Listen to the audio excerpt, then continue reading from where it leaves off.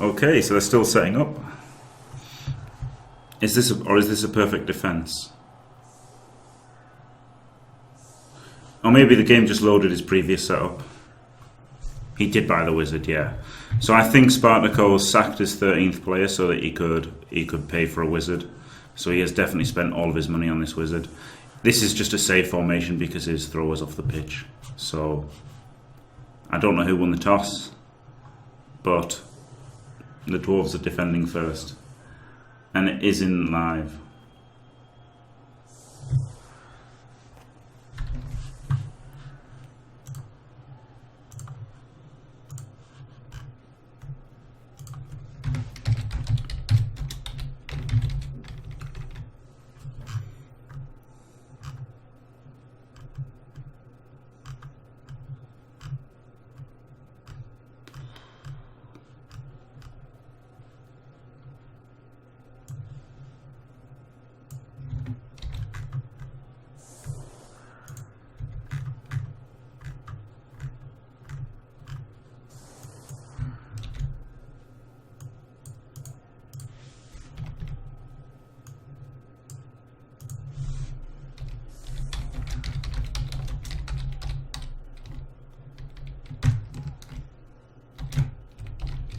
It's live.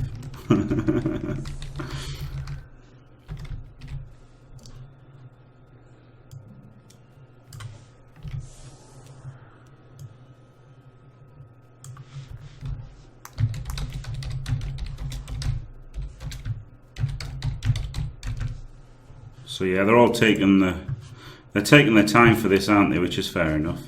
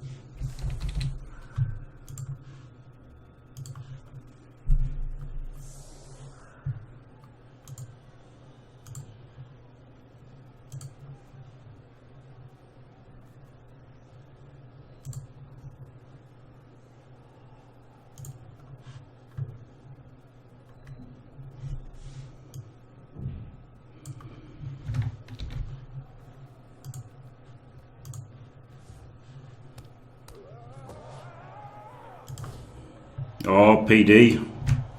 P. Diddy.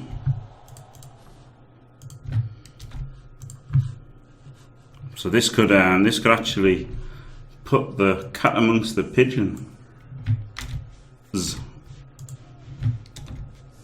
PD going for like the guard lock.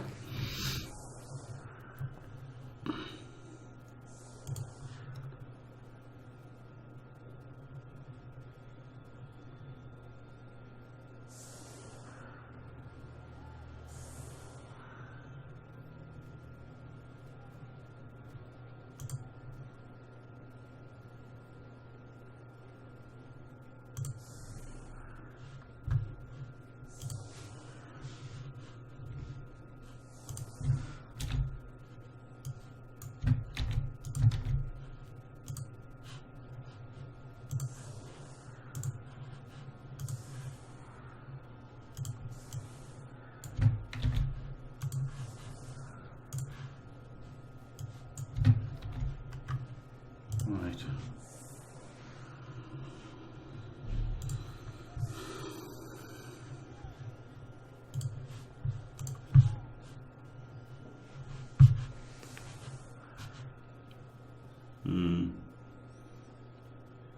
Yeah, Discord. Targaryen Tantrum. It is live. That's great news, Aurelensis. Yeah, Discord then maybe. Alright.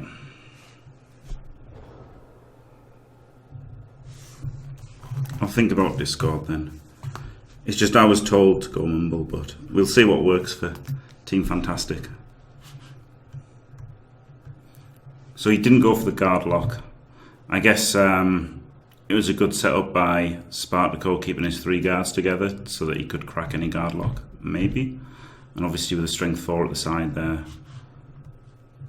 And he's only got 4, hasn't he? So it's not like that big an advantage when he's got 4 extra strength.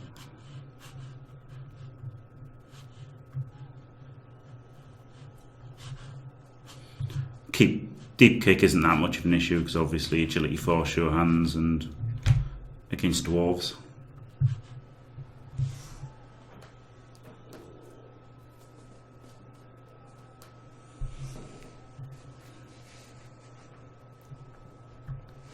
It really sucks dwarves because it's just so hard to have the skills on all the time because you just can't really see what's going on, can you?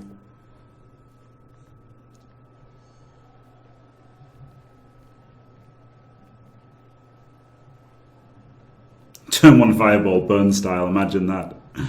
No, I think ooh.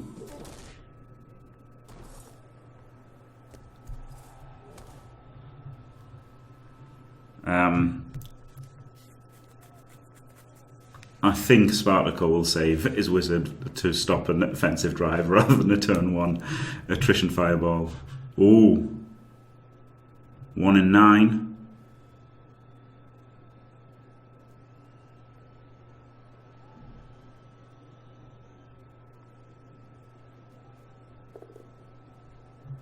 Ooh, so reroll down.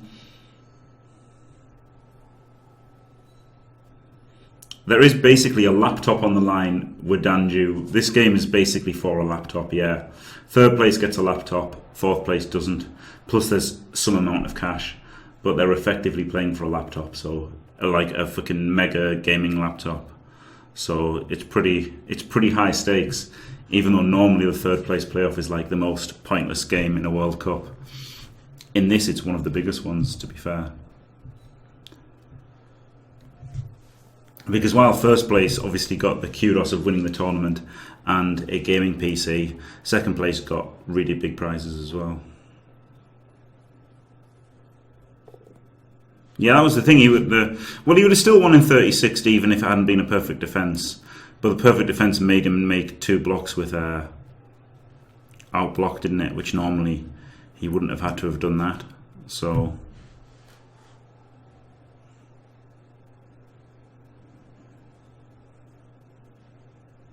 at least he had the three guard in the middle, because if he'd been guard locked at the start, that would have been horrible.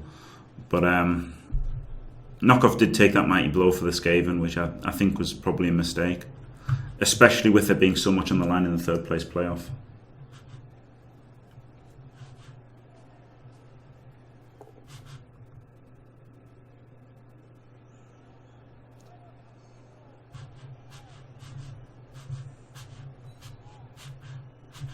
So I mean, this throw has got plenty of time to go all the way, hasn't he?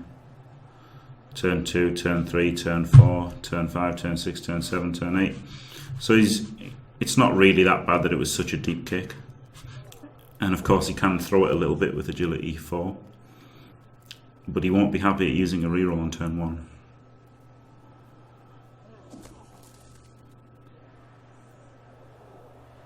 I guess the dwarves will just try to wall him off now then. Seeing as the ball is so deep, and to be fair, it is actually going to take him moving forward quite a lot every turn. Turn 2, turn 3, turn 4, turn 5, turn 6 at the earliest. Probably is without GFIs. Maybe he's turn 7 without GFIs. So I think the dwarves will probably just go for a Spartako-like defense of just trying to stop him moving forward at all. Maybe elf screen a little bit. The most professional of all defences, the elf screen.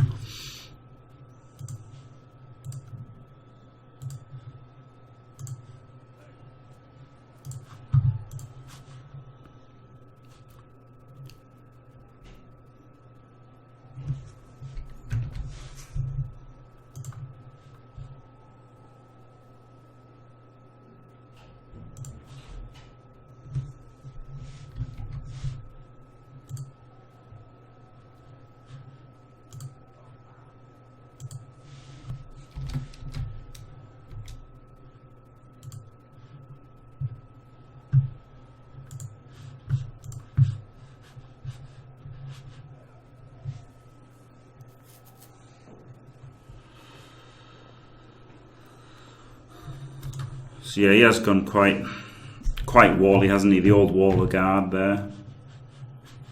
That's usually what purple chess does, is just have them all in a big line. Why else scream when you can just dwarf wall it?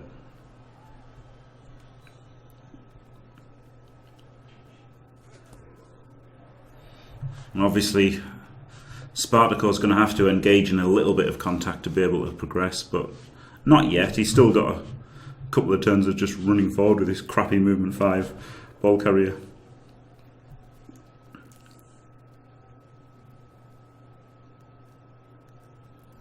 Yeah, obviously the fact that Spartako has 130 TV advantage in this game effectively is pretty big, isn't it? It's a wizard. They've essentially got... They're playing for a laptop, and thanks to Cyanide's broken inducement system, Spartako has a wizard for free. For like free on-pitch TV. Is pretty brutal. Much like how Guinness had used that to his advantage as well. Buying wizards is... Well, the World Cup has proven how powerful buying wizards is.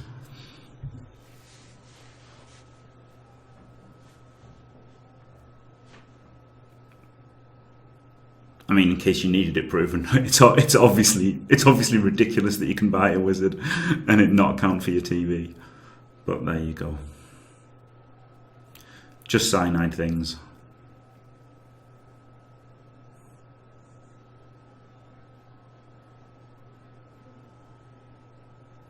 There's no real need for him to protect the ball here, is there? So I guess he might just try and hit this guard guy.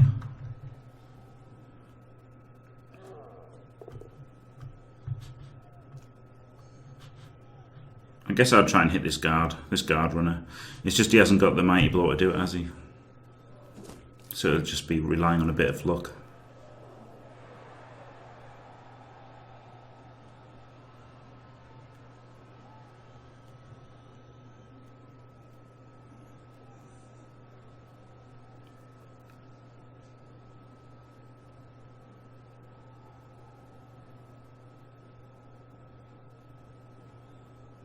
Yes, it is clearly broken. I mean, of that there can be no doubt that it's broken. And yes, I guess it is part of the new meta.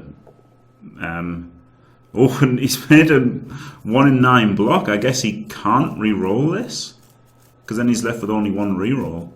So I guess he's going to eat this. He's still got a wall against his wall. It's not so bad to fail this.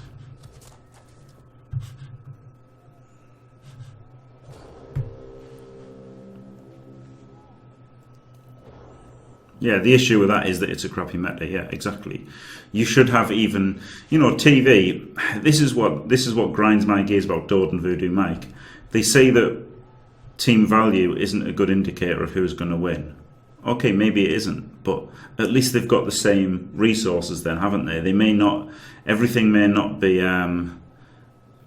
be properly balanced or whatever, and certain skills are worth more than others, but at least they've both got the same amount of resources. Whereas this horrific inducement phase that they have in Blood Bowl 2 means that you have people who don't have the same resources on the pitch. It was 20k, it was 130k of bank. There was 20 difference in their teams, and he put in 130 from his bank to buy a wizard. I would house rule banning spending of bank cash during the inducement phase. I would make it exactly how it should be. But then you can't, because you don't give away the inducements. So, unfortunately, it's hard to house rule it with Danju, because how it should work is he should be able to have put in, say, 100k and then given the Dwarves 80k. That's how it should have worked. And he might have wanted to have done that. But if you house rule them not spending any bank cash, then you can't make it work. You can't make it work how it should work, which is a shame.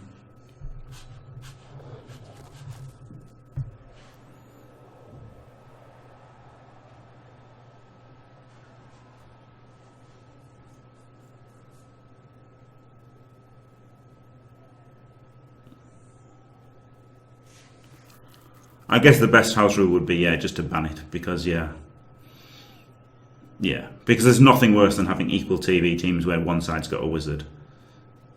and the other side gets nothing for it. Like, this is the perfect example because he's 20k down. If he was 10k up and bought a wizard out of his own money, then at least in normal rules he could have bought a wizard and given his opponent a wizard as well. Whereas with this, in the normal rules, he could not have got a wizard at all. But instead he's got one. But obviously it could have been even worse. He could have been 40 TV up and bought the wizard and then have a 190 TV advantage, and Knockoff would have got nothing, which is just absolutely crazy. Like that, there's a chance of that. So it can be worse when the higher TV team buys a wizard as well. Like like when Lupac did it to me, he had like a 1780 human team or something against my 1000 TV team, and he bought a wizard as well. That was pretty funny. Had to make sure.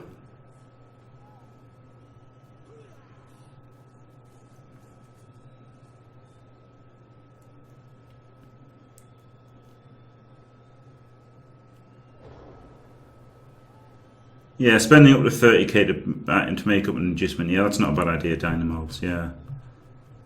That's not a bad idea at all. Because the topping up inducements is a nice idea, but obviously it can't work in real rules. But as a house rule in this kind of thing, it could work.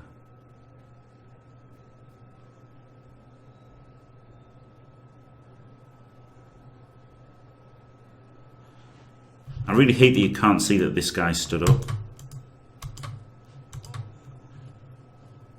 Yeah, he's got to get the ball carrier moving.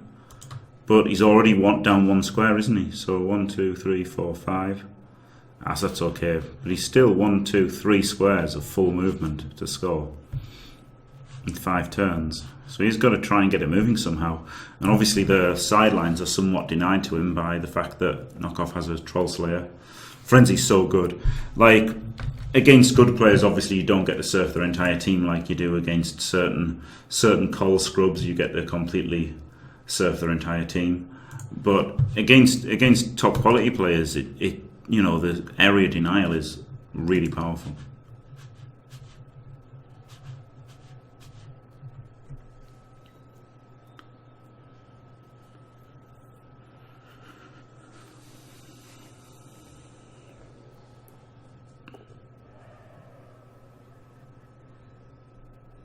Yeah, plus it's the fact they don't get anything with Anju. That's the thing. It's the fact they don't get anything in return. So I think making 30k to make up an inducements is all, because it's not really game breaking. So having that's a little bit. It's something fun, but not game breaking like the current rules are. The current rules are literally game breaking. This was a nice little move by Knockoff, didn't it? Because it made Spartako worry about the backside a little bit, and obviously if he's worrying about the backside, then he can't go all in to push forward.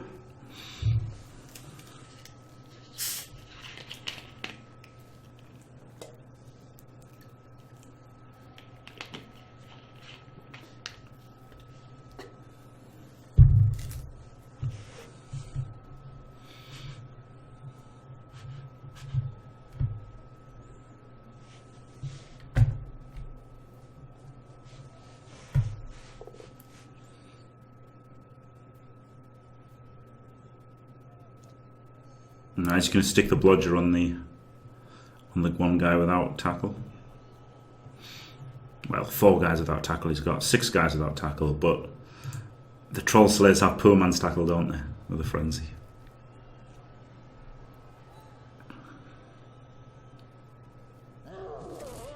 Got him. Gotta love smashing that AV8.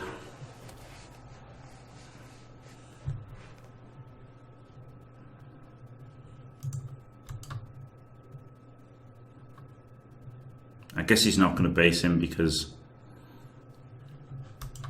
a hit's a hit, isn't it, with Mighty Blow, even a 1-dicer.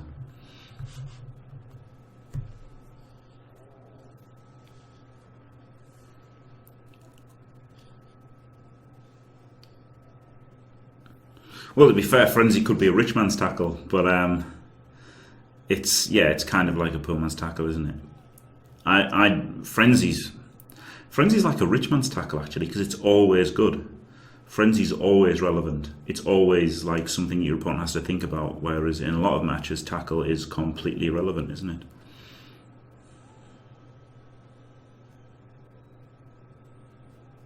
Where's he going to put this guy up to here, maybe, or something? He's got to be a little bit worried about him. Not too much, though, because he's got a 2+ with a reroll to dodge away from him, hasn't he? So maybe he just ignores him.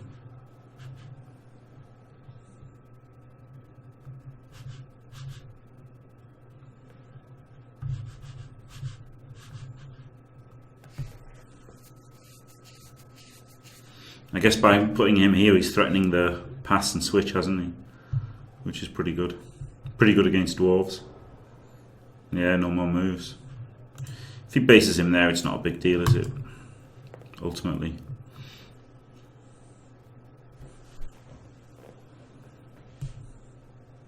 Just making sure he can't break through here to put pressure on there.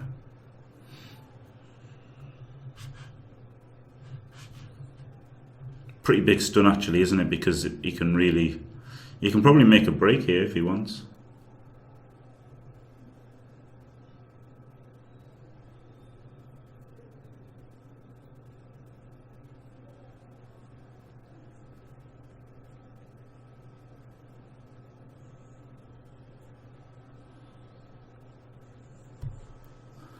Well, Frenzy's big for me because I've never used Witch Elves before. And basically because I think Witch Elves are good, better the worse your opponents are, and basically there is a lot of, compared to Fumble, there's a lot of poor players on Bloodbowl too, and then so they are better. But then after just destroying noobs with Frenzy, I realised it was actually good. Whereas you've got guys like Pete W who've always realised it was good, and then when we formed Team Fantastic. That was when, you know, Endzone saw Pete W destroying people with Frenzy and thought, it's a pretty good idea. Wow, Greed reroll.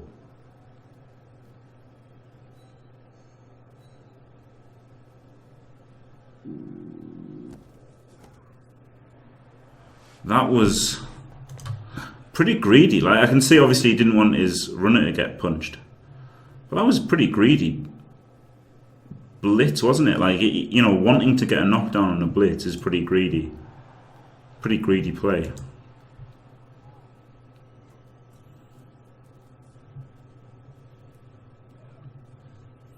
If he goes too far over here, he will do the switch pass play, I think. Just because Dwarves, like, it might take him a while. He doesn't actually have to make the pass, does he? He might just move back in the middle and then do a handoff a couple of turns later. But this stun, and if he gets these, he might try the pass play to the blitzer, just because Dwarves are so slow, aren't they? He could maybe blitz here, what, 1, 2, 3 blocks, get most of them down, do a pass. Yeah, what happened, Gamer says, the first time they tried to play it, there was a bug and they couldn't get it played, so this is a redo. Like I don't know how much later it is, a couple of weeks later or something. It seems a long time ago that they played the first match. Oh shit, I've just realised I haven't got the scores at the top, have I? I might have even got rid of them. No, I didn't. There you go, 1-0 to Spartako it is.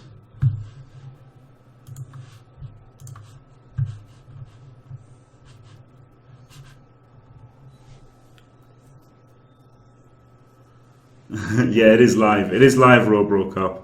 It's a redo because the first time they tried to play, there was a bug hit which meant they couldn't play it.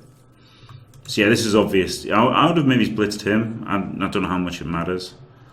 But I would have blitzed him. I really don't know why I would have done. He's got this canoring threat. He's there. It's not a bad idea against Dwarves, really. It isn't.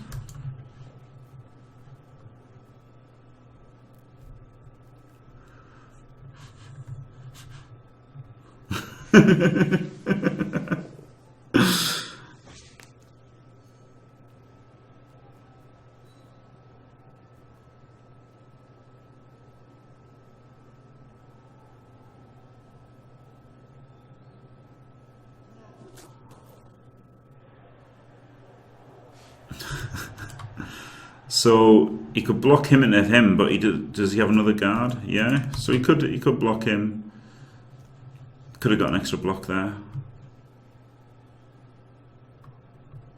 I've got literally no idea when they'll release the patch of Robocop. Oh, that is sad times, Oriolensis. That is sad times. There must just be people with zero taste. That's all I can say. Literally zero taste to be watching a chump instead of the great one. But never mind.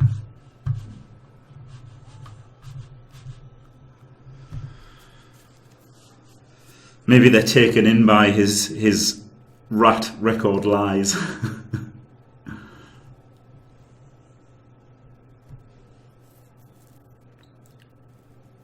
Yeah, end of July.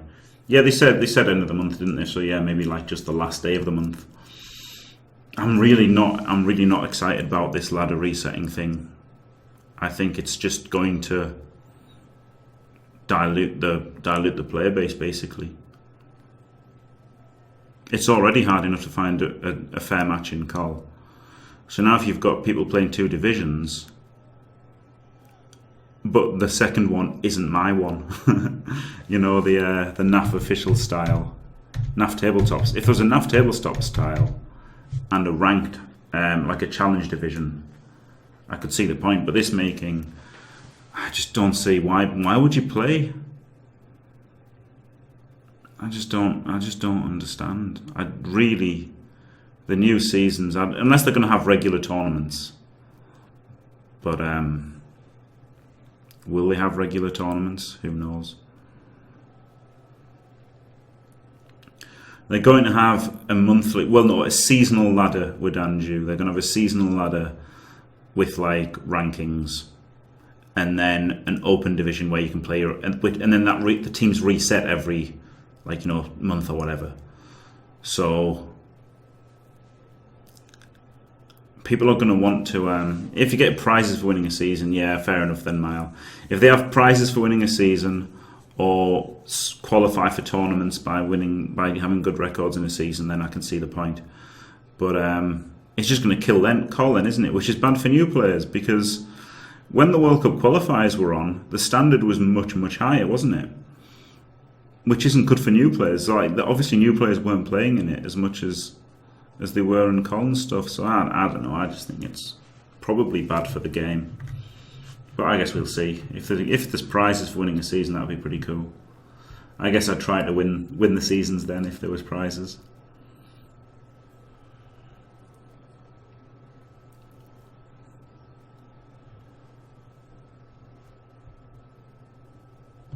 So he's got his Canoring threat. That's not a bad idea, is it? Because I'm surprised he went this close, because he can get base. I guess if he gets base by him, he can try and force through here, though.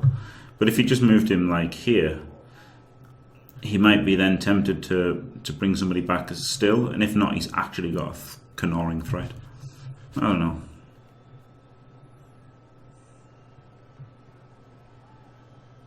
I guess he didn't want him too far out of the play, whereas now he can swing back round to force the breakthrough, can't he? Being here, you could come in there.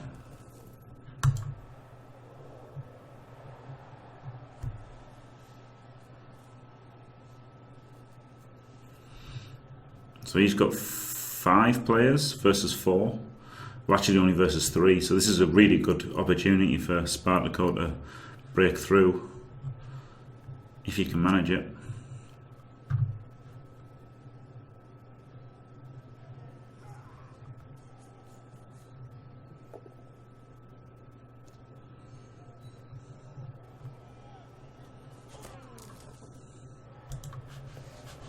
I really hate Dwarves. It's so annoying seeing their million skills.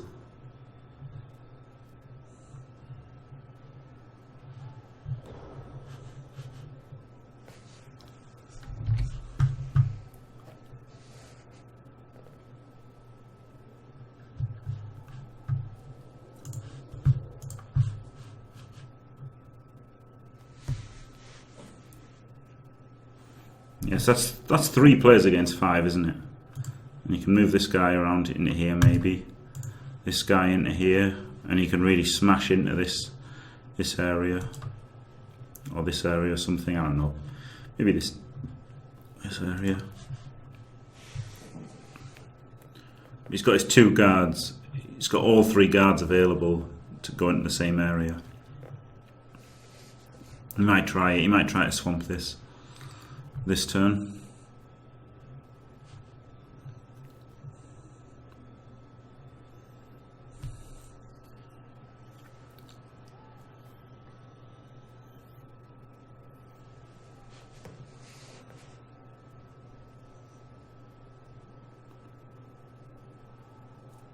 If only the Mumble server was working fully operational, I could have got Fashbinder to fill in this dead air time. But it's tough, isn't it? Because obviously there's a lot of thinking to be done. There's big stakes, and he's got the time to spend, so it would be silly not to spend it.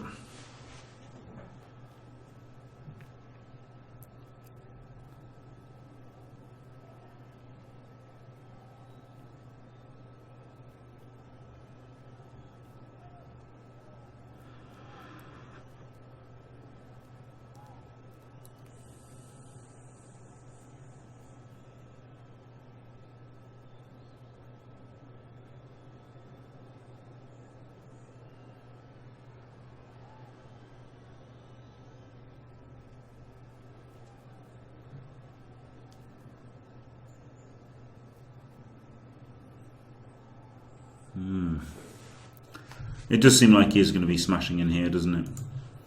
With this guy in here, this guy in here, this guy in there maybe. Blitz him down, move him in there or something, move the throw forward a couple of squares. It's a little bit dodgy though, because obviously this is an easy block out and this is a block out. So you can free up a couple of guys pretty easily to chase him down. But I think it is right to crush down that side right now.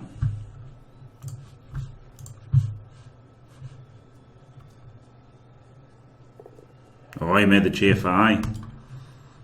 That's obviously fair to get the guard in against the Troll Slayer. And he's got stand firm, so he can just blitz him freely. I think he'll definitely be blitzing him now then. That makes sense to have 2 guard in contact with the Troll Slayer.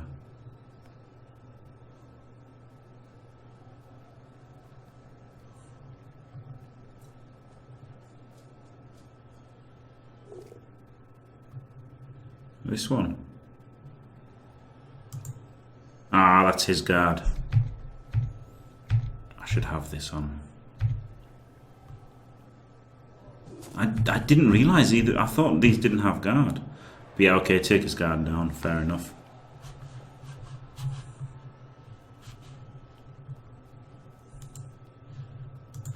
I moved this guy in here before I did this GFI though. And stood him up as well. He ain't going to dodge. The clock's ticking here for Spartako.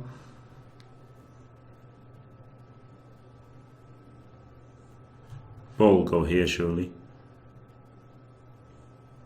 I guess this guy not being in contact's pretty decent. But I think you've got to move the Black Orc in here, don't you? And you've got to move the ball forward at least a couple of squares.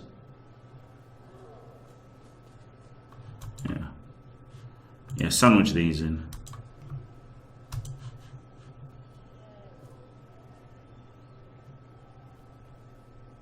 Like, that's actually Bloodbowl 101, isn't it? Stand up your down players first. Like, he was never going to dodge out, so he should have done that move and this move first. I think he should move the ball forward a little bit, to be honest, but he's run out of time.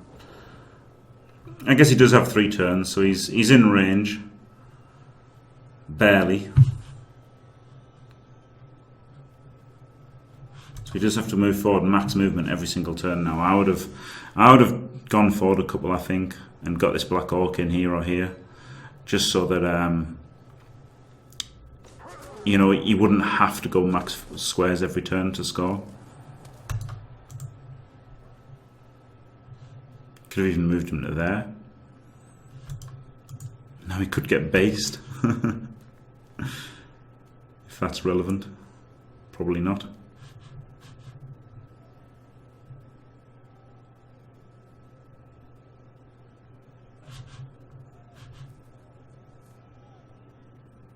Yeah, that's smart. Smart play from Knockoff. Knockoff isn't bad at all. It's funny. He looked terrible. To be fair, he looked terrible when he was playing against the Rats, Malak's Rats. But he's looked very good against Spartako, I think.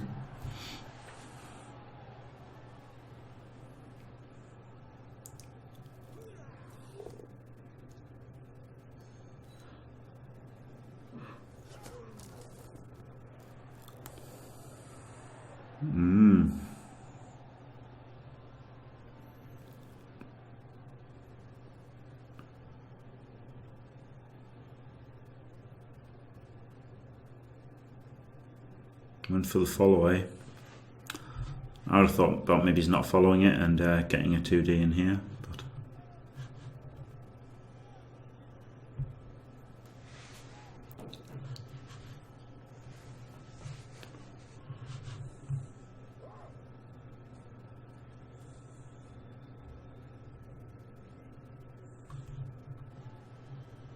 that would have freed this guy in to come somewhere, wouldn't it?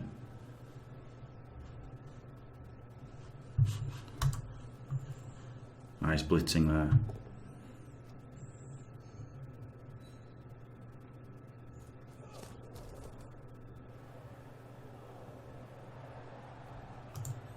Yeah, maybe Aurelensis, yeah, maybe. Good point. Maybe a little too patient against the Skaven. See, the reason I would have blitzed him because he had guard, which is fair enough. I didn't realise he had guard. If I'd realised he had guard, I would have blitzed with this guy, him, because this is just giving up a free block now, isn't it? Runner can run round here, and his dude's getting blocked.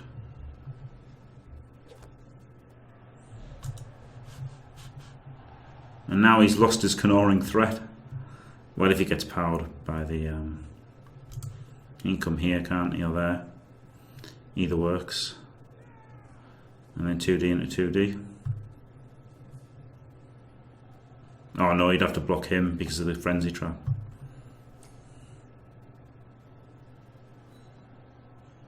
Yeah. Yeah, there was a frenzy trap, wasn't there, with this Scarder? So he did the right thing, blocking with a tackler.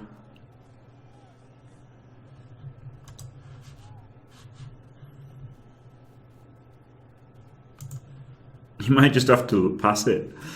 And to be fair, it's not a bad play, is it, passing it? Because he's got an 8 out of 9 dodge out, and then the pass is going to be pretty good odds. Obviously, just take this guy down first.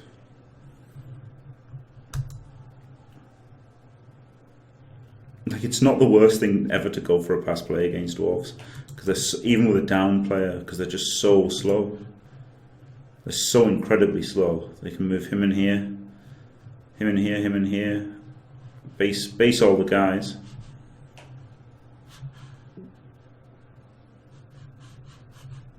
You might go for the pass play. As bad as a pass play is. Hello, Russ. A long time no see. I'm never up that late to see you anymore, unfortunately. But I might play in the Legion League again when you reset it. When you reset the Legion League, I'll be in with Undead, whenever that may be.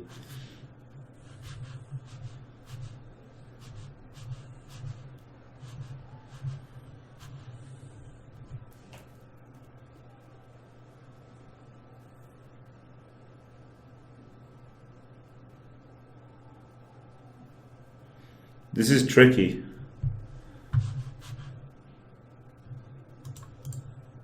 Yeah, I miss it. I was so bad that I just didn't accept the invite. Next season? Wow. Oh, I'm very much looking forward to the reset. I like fair leagues.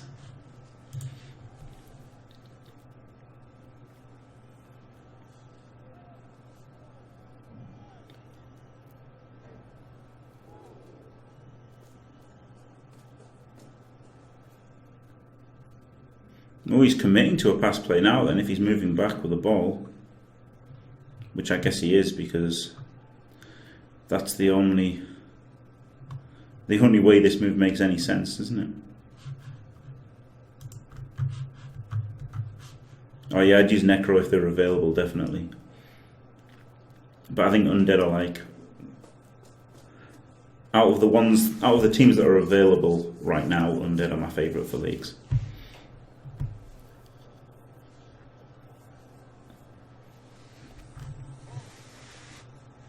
Yep, so he's absolutely committed to the passing play. Interesting.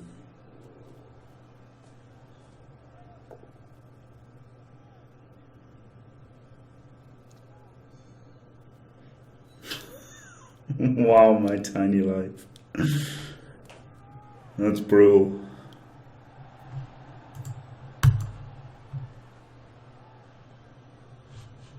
So what's he going to do? Tag this guy? Tag a Mighty Blow player on offense? That doesn't seem... I guess you've got to tag this runner. No, he's not. What an absolute madman.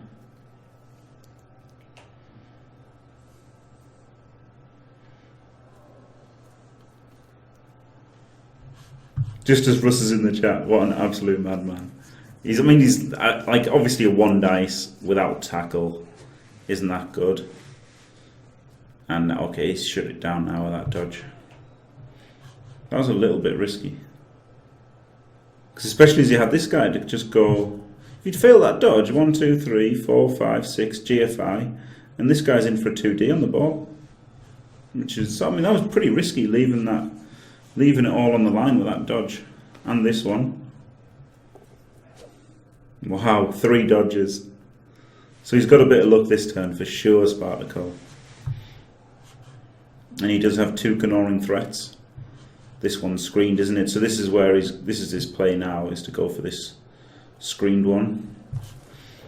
So I guess he wants to bracket this guy with him and maybe him. Blitz one of these guys down and then double mark him, something like that. And I guess this guy is a Canoring threat as well. Somewhat.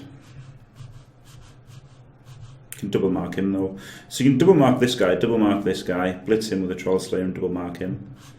So it's going to be a little bit tricky for Spartako, and he's going to have to pass as well. I don't even know what Pokemon I'd be, to be honest.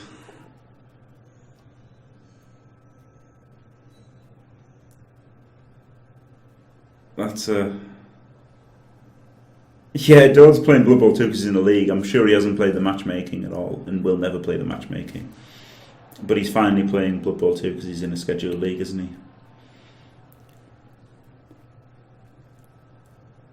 I don't know, Tyranitar maybe. Tyranitar. He's pretty good.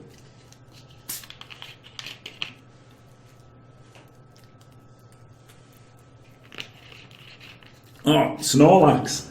Snorlax, obviously, he just sleeps and eats. That's pretty good. Snorlax is cool. Snorlax is probably the coolest Pokemon.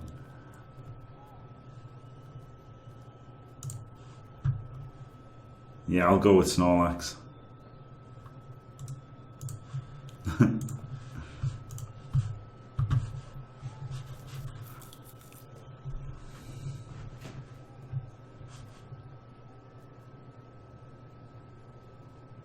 Level 20 Pokemon Master. No, to be honest, I haven't even played Pokemon Go. I played it like once and I had to go outside, so I was like, fuck that.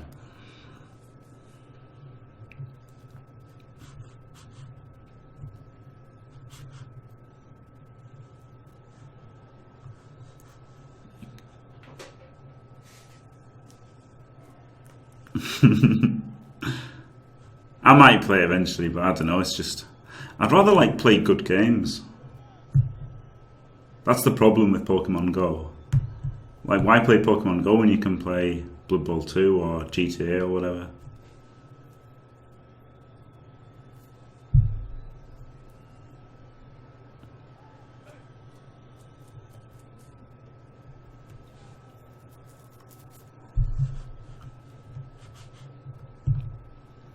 I haven't even played Pokemon Revolution Online for ages.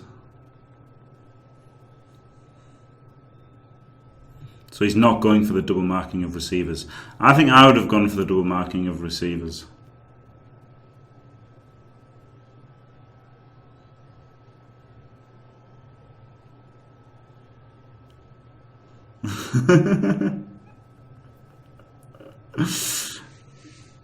Yeah, very much, Mile. Yeah, I did. Oh my god, there was do you know what as well, Orilensis? There was like a museum dedicated to that sort of thing, and there was like whatever the big toxic orb Pokemon is. I can't remember it. I was pretty coughing or wheezing was in that. Was pretty bad. That's pretty bad.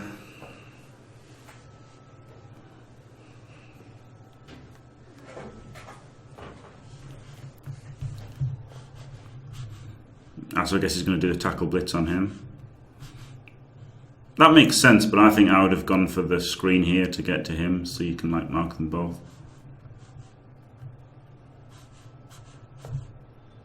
Yeah, it's pretty bad, isn't it? Always on the old Facebook.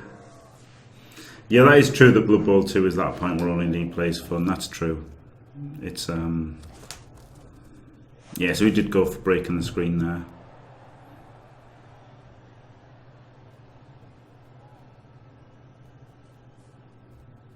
Wow, really, man? That's a bit wild. So he's just singly marking the canoring threats.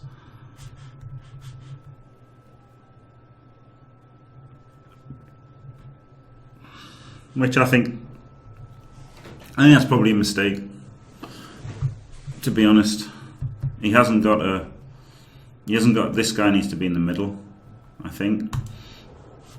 Because right now he's just got a simple blitz here, stand him up, sideline, safety is the clear and obvious play right now.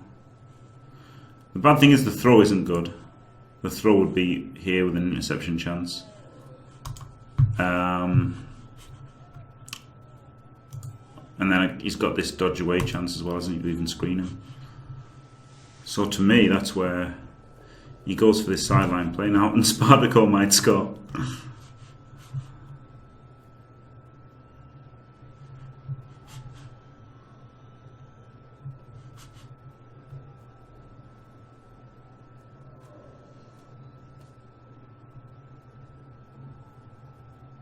It is desperate as hell, but it's not that desperate. It's desperate for Dwarfs are so slow though.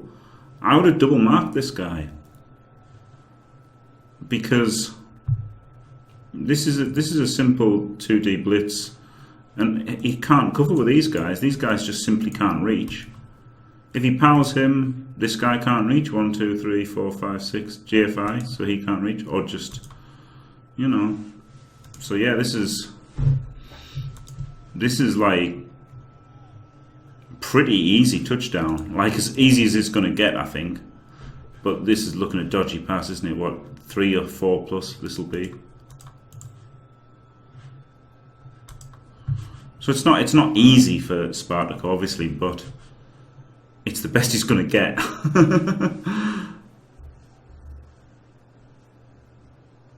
Yeah, I'm surprised he didn't double mark him.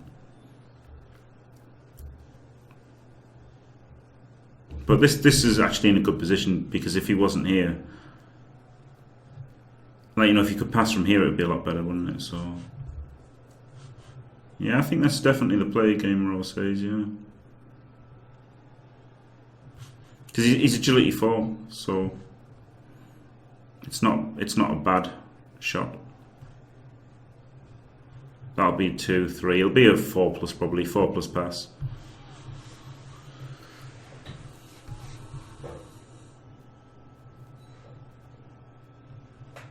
I don't know if GFIs would make it less, but obviously he's going to have the intercept chance. Oh, he pushed him to there. Alright, so he's not going to go for this pass then. Interesting. I mean, he'd committed to passing. This is the thing.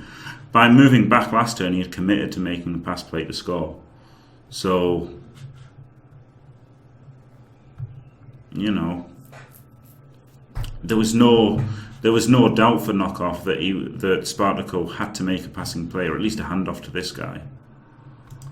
So knowing that he's going to make a passing play, I would have just double marked all the potential receivers. I would have put 2 guys on this one. He does have guard though, but still, I would have probably put 2 guys on him, 2 guys on him, and 2 guys on him. Because he ain't gonna pass it to the Black Orc, is he? And the Black Orc's only movement 4, so he can't really run away very well. And also, he could have put this Troll Slayer here, but instead he's got the 3+ dodge out.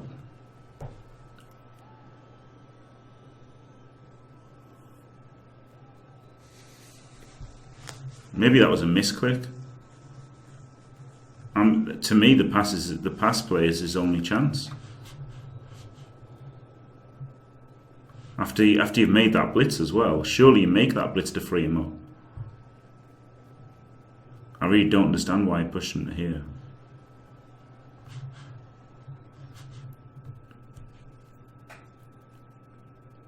Really bad. That must be a terrible mistake. Either misclick or maybe he clicked too fast, and because Cyanide makes it an auto push square, doesn't it? And if you click too fast, it pushes to the one that they decide that you should go to. So maybe you just click too fast and it moved to the wrong square. You'd feel pretty bad, wouldn't you, if a bug cost you a laptop? But or he might have just misclicked. But surely that was a misplay. He never meant to do that, surely. He's just running out of time.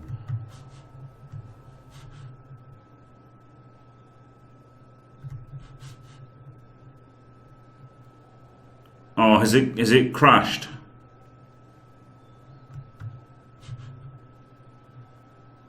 Has it crashed? I think the replay's crashed. Oh, this is pretty annoying. No, it hasn't. Alright, that 0, he doesn't run out of time. Okay. God knows what happened there. Wow.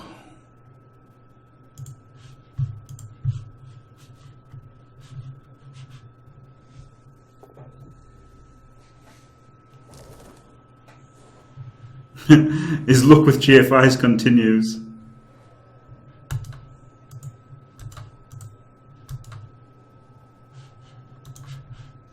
I guess this way he's got 2 receiving threats. Yeah, okay, so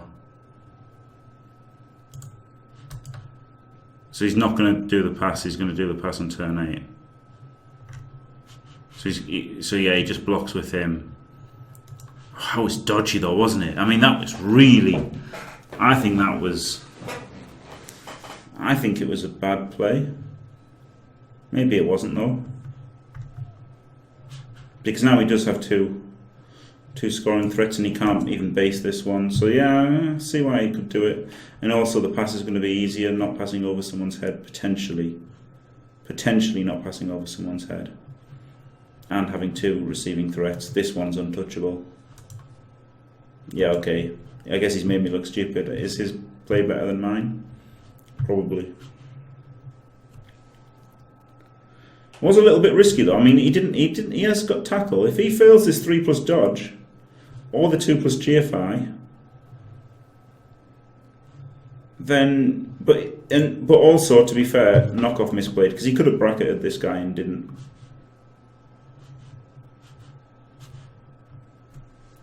It is a pretty dire drive, yeah, Mile. Knockoff has honestly looked really good against Spartako. Outplayed him in the first one, I think.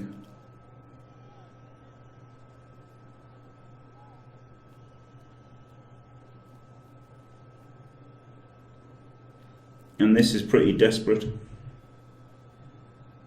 Yeah, I would have liked to have gone for it last turn, so at least if it failed, you would have had chances against Dwarves, isn't it? That's the thing. Like, I really hate having to make the pass play or the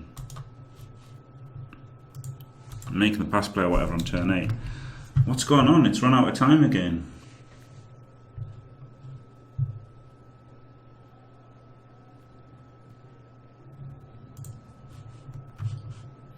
Should I stick with it or back out? Who knows?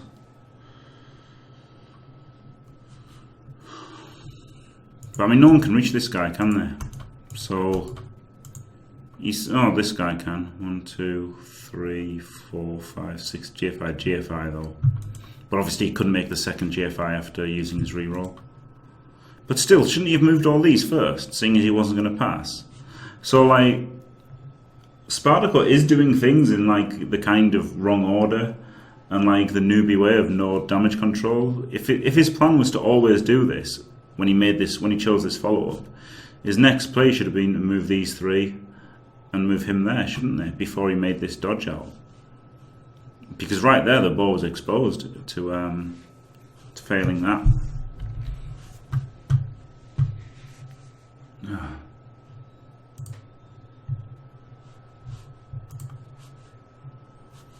I don't know whether it just quit and come back into it or not, or if it'll sort itself out.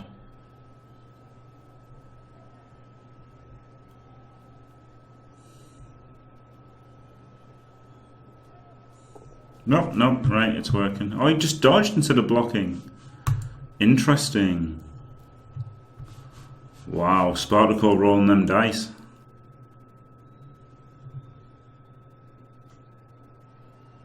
Wow.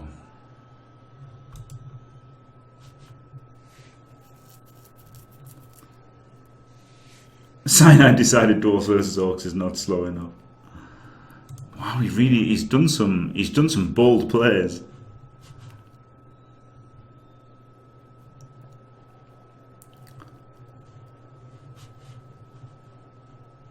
I mean, do you base the ball? I really don't like the basing the ball play. It seems such a low percentage play that I don't like doing that.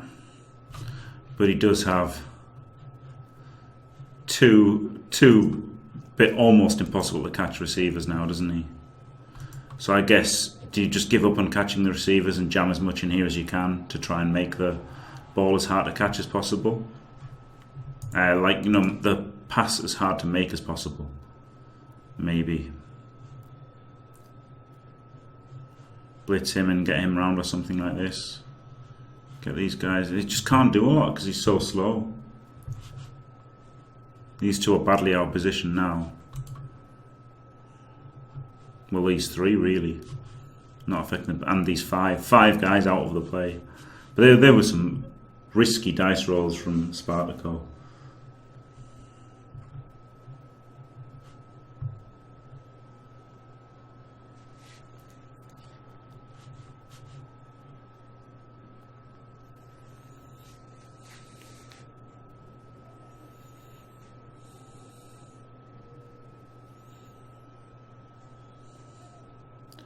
I hope it's not going to just run down on this move as well. Maybe I should quit and rejoin.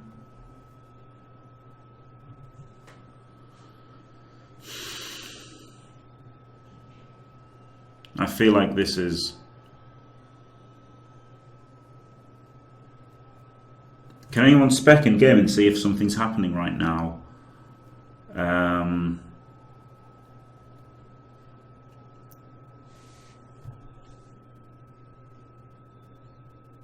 Because I'm feeling like I should maybe stop watching and start watching again.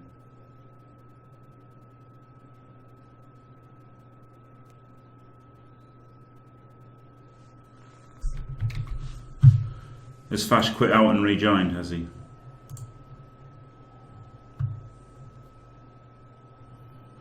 So I'm thinking of quitting and rejoining. Sometimes that right, here we are, back up to 33.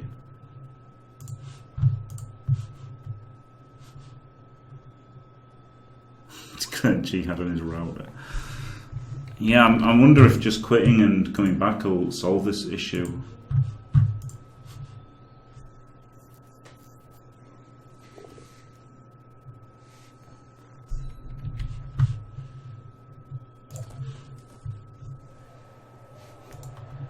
Yeah, that's what I mean. What I want to know is if somebody's got the game and they could try quitting and watching again. Like if they watched, maybe something was happening.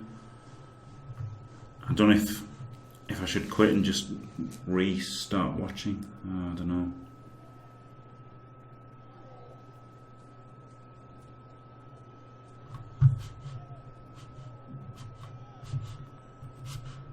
Yeah, you've just got to forget these two because you can't reach them, can you?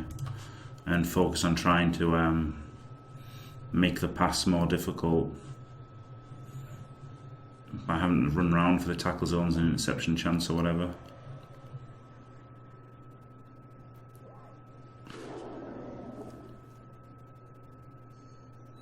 Booked again.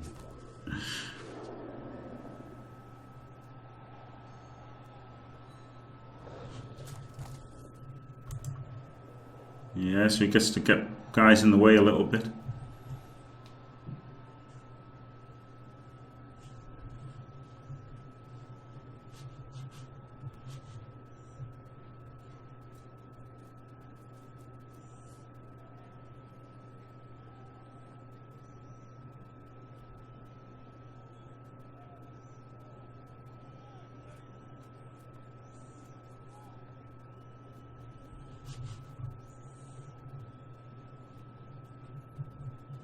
It's not really worth basing him, is it? Maybe it is.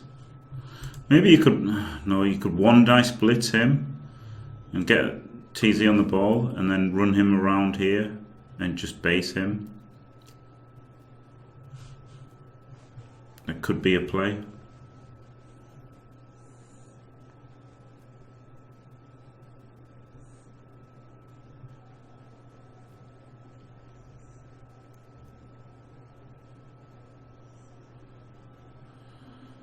It's a good question, Squirrel Dude.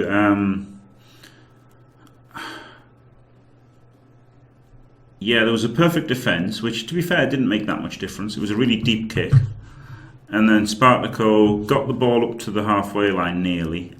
And then he had the chance to really push forward here, and he didn't push forward that much. And then next turn, he had the chance to like double down on whether it would work or not. And he didn't. He pulled back and made for this desperation pass play. He forced it on himself, basically.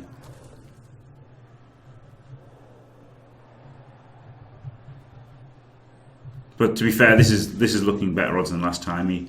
He doesn't have the interception chance.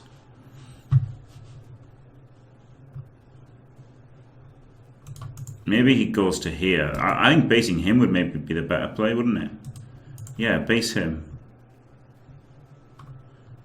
rather than the ball. Yeah, that makes sense.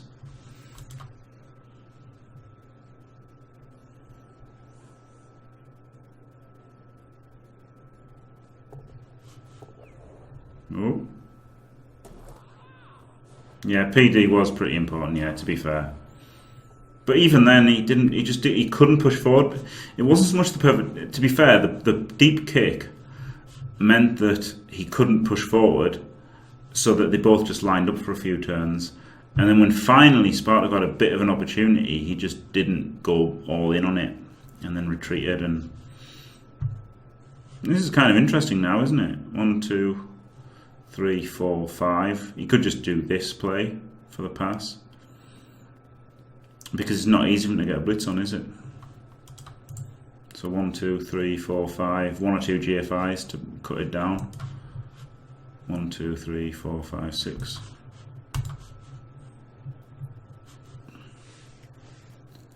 You'd rather make a dodge than a 1D block, wouldn't you? So, but then if he gets the push here, he could go 1, 2, 3, 4, 5 that way. So the 1DB could be an option.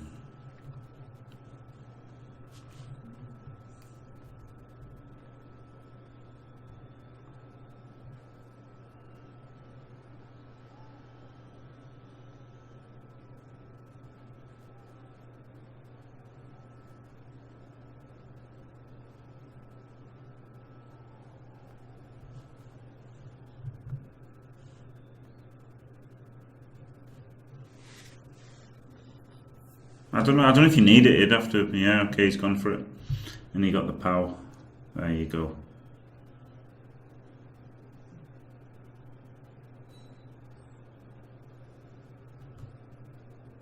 I guess it was worth it because it does make a big difference to the...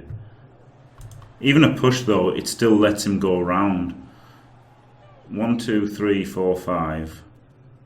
1, 2, 3... Ah, yeah, he's not going to make the dodge there.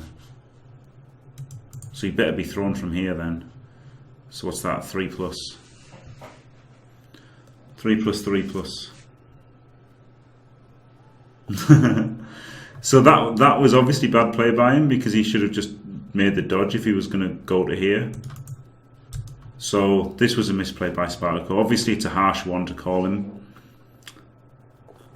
It's a harsh one to call him on, but he would have been better off dodging here than not making the dodge, then making the GFI. Anyway, he should have tested the passing distance before he did that.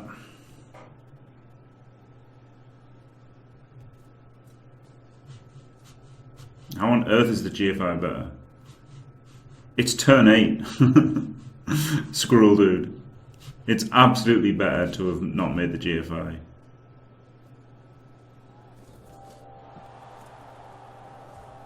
You're crazy. So there you go, anyway, he made it.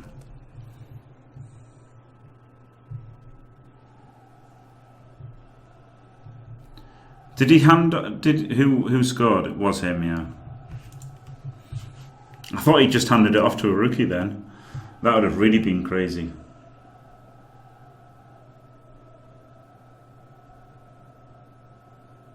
Yeah, he should have definitely made the dodge. The dodge would have been better. He's got dodge though, Squirrel dude. I don't know why he moved the other blitzer. No, he's got dodge, so he's got to make the catch without the catch skill.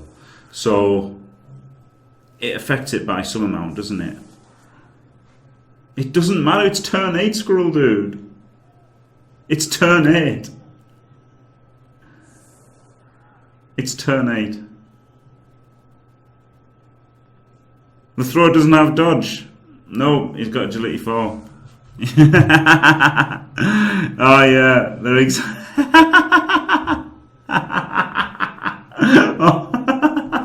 yeah, this isn't the yeah. For some reason I thought he had dodge, agility 4 dodge. But yeah, it's obviously exactly the same. So I'll just edit this out of the YouTube broadcast. No, I won't really. I don't know why I thought he had dodge. Maybe it's because I never see the pass skill and thought it was dodge. But wow. If he'd had dodge, the dodge would have been much better though.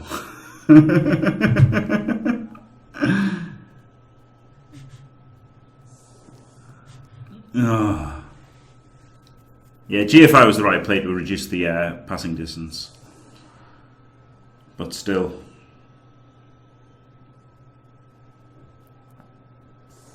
Yeah, he's dodgy because he's edge 4, and I guess that made me think.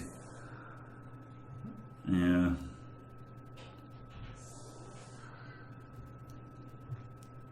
Maybe just agility 4 made me think he's dodgy.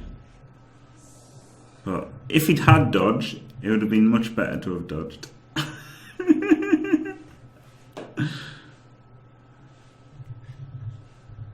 I think you should spread the line, really. Realistically. I guess he hasn't gone so far back in case it's a riot. The thrower did not roll a 1 in GFI, can you believe it? So yeah, maybe split the line, because Knockoff could potentially know how to one turn. He's got frenzy, movement 6. He could make the one turner, but I don't know how to do it, and he probably doesn't know how to do it.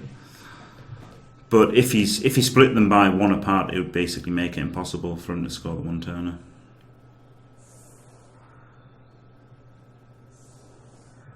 The blitzer who scored, surely he was 6 squares away. I counted it. He was 6 squares away, wasn't he? No, he didn't. Yeah, Beppe going for it. Wow.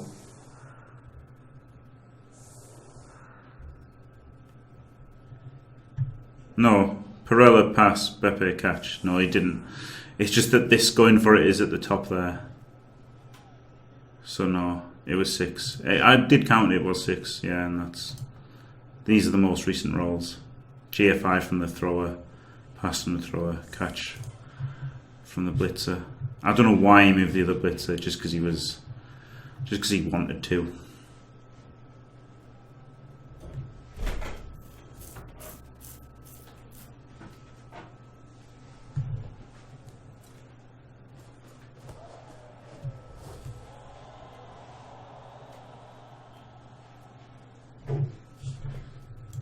Oh, quicks now. He could go for the 1 turn now.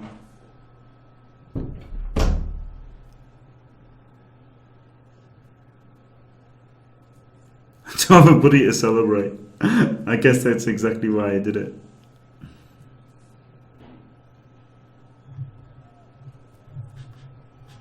Yeah, moving the other one in the end zone first would have made sense if he was making a GFI, yeah. Yeah, that would have been a good play if he had to make a GFI to score. So that if he tripped and fell, there would have been a 1 in 8 chance of the ball scattering to him and then a 1 in 2 chance of him catching it.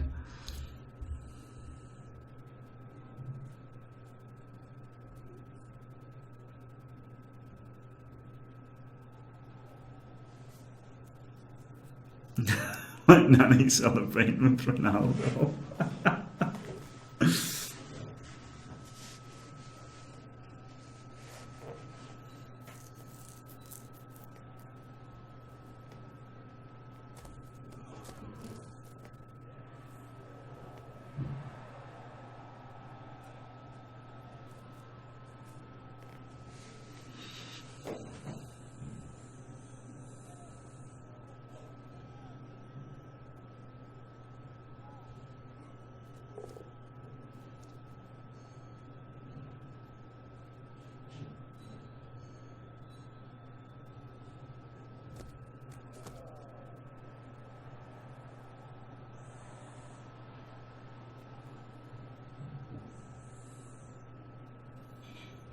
Yeah, I think he should have known what the 1 turn was, shouldn't he? Because with 2 frenzy.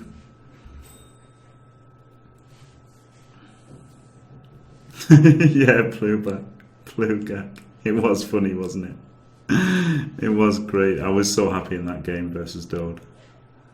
It was amazing.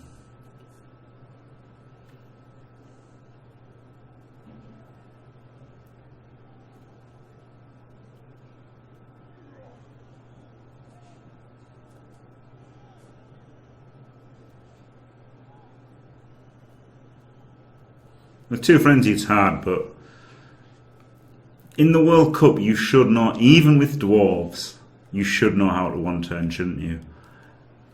It's like, I don't know how to 1 turn with Dwarves, but I wouldn't take them at the World Cup, and I wouldn't know how to 1 turn with Dark Elves. So there you go.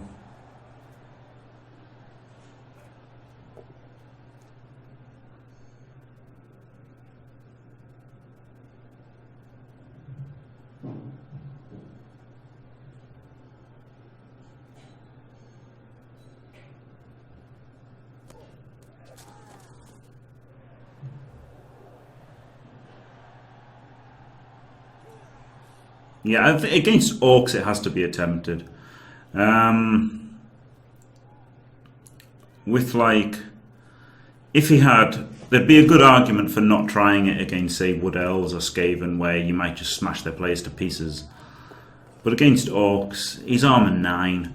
Sure, you get to make like Mighty Blow blocks. He's got 4 Mighty Blow, hasn't he? 3 Mighty Blow. You get to make 3 Mighty Blow blocks, but they're armor 9. And I think this is a bad foul.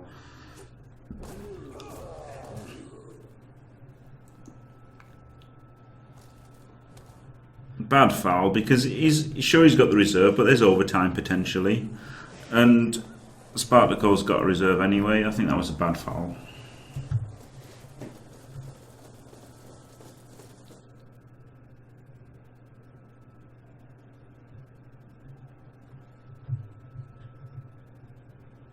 Yeah, that's the thing. I mean, Spartako's got a wizard now, and he's a lot better on defense than he is on offense. And to be fair, Knockoff is worse on offense than he is on defense. So it's looking pretty tricky for Knockoff right now. He's staring into the abyss.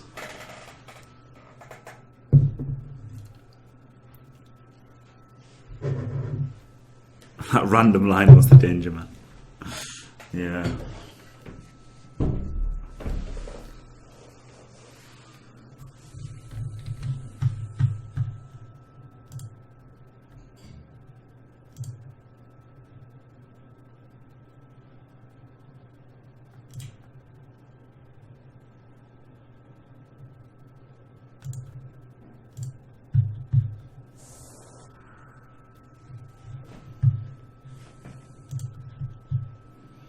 This is going to be very tricky.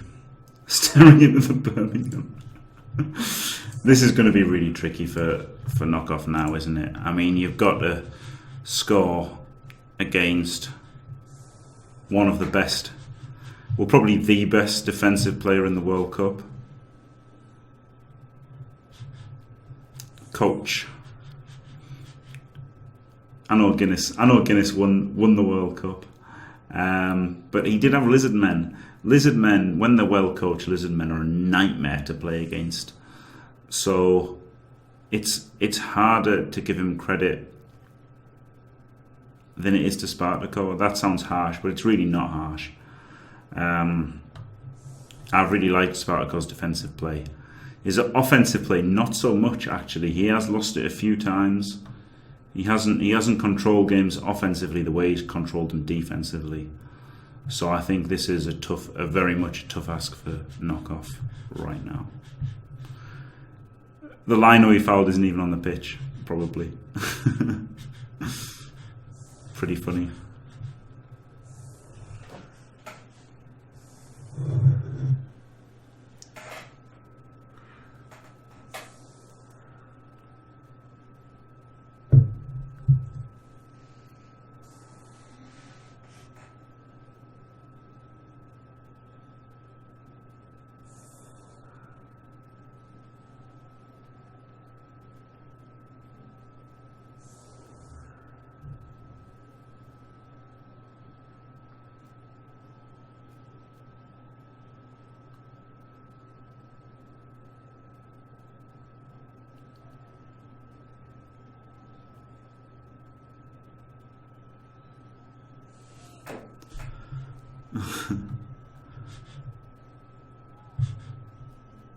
I'm not going to try that my tiny life. I've learned not to trust your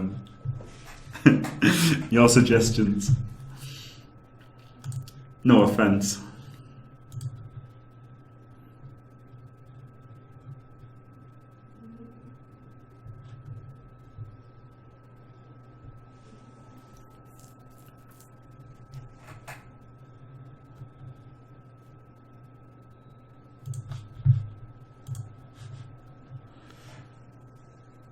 It's the third place playoff Plugak. It's a best of 3, and as you can see from my amazing graphics at the top there, Spartako won the first leg, despite, I think, being outplayed in the first one, and he's probably been outplayed in this one to an extent. He didn't really get a lot of traction going forward, did he? But I think maybe he's Knockoff. Maybe he's misplayed a little bit, stopping. You know, I mean, definitely should have bracketed that receiver. That was the number one thing that he didn't do. He moved a lineman here and the Troll Slayer here. Whereas if he put the Troll Slayer here, sure he's got dodge, but doing a 4+3+ out instead of 4+ without dodge, 3+ with, instead of just a 3+ without dodge out. So I think he definitely misplayed when he didn't bracket him up here. And I think maybe he should have gone for just more contact in general with the receiving threats. But that's obviously my opinion. I'm not saying he's definitely wrong. It's all hard, isn't it? It's easy to say things when you're just watching, and obviously when you know the way the dice go as well. Like everybody jumped on Spartako when he made a GFI that failed in one of the other games when he made the potato play against Guinness, and he rolled a 1 on the GFI, and it's easy to say that was a terrible play. But if he'd made those GFIs and he got the touchdown and he scores, then he looks like a hero for making the GFIs.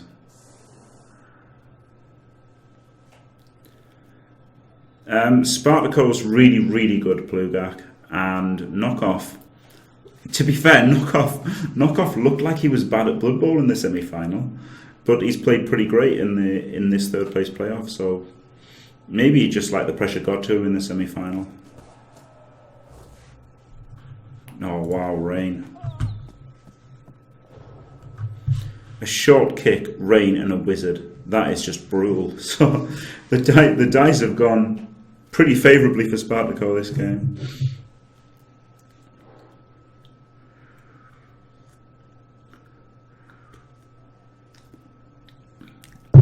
I mean, when I say, like, basically everyone in the world, I've been, wow, and then double skulls, brutal.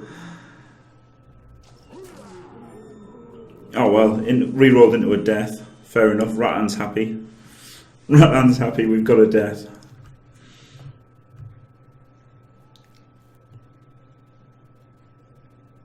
I guess there's no point appoing this because he's got a reserve for him, and he'd rather use it on a KO now, wouldn't he? So that he gets more on this drive. Because obviously the game's going to come down to this drive now for Spartako.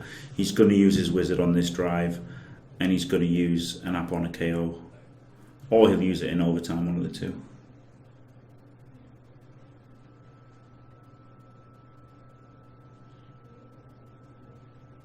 A death.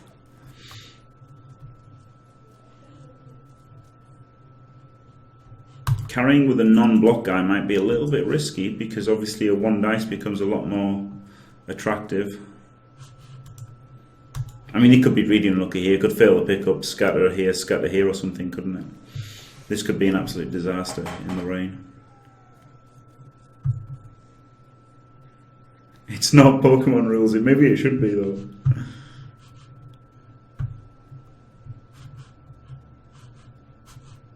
I mean, if he picks up here, he could even go for the fireball, couldn't he? I don't think he will, obviously. You always want to leave the wizard as late as you can. Keep the threat of it ever present.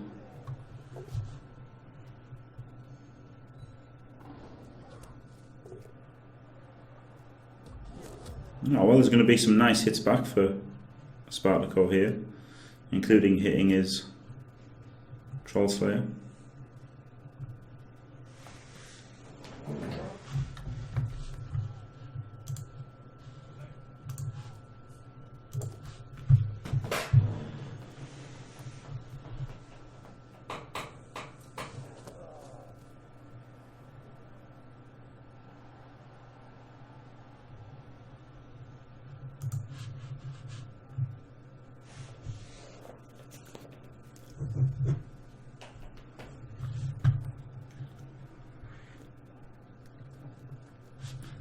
Huge 75% now. Fails, but it goes back. So that was a nice bounce for him, wasn't it? I mean, any of these three were the best bounce for him. And anything here could have got him in a lot of trouble. But this is basically safe for him. He's probably thinking if he can get a chain, which I don't think he can at all.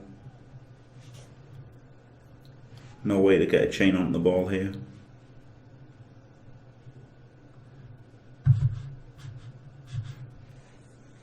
That was a double one anyway. Despite the fact it was rain, it was a double one.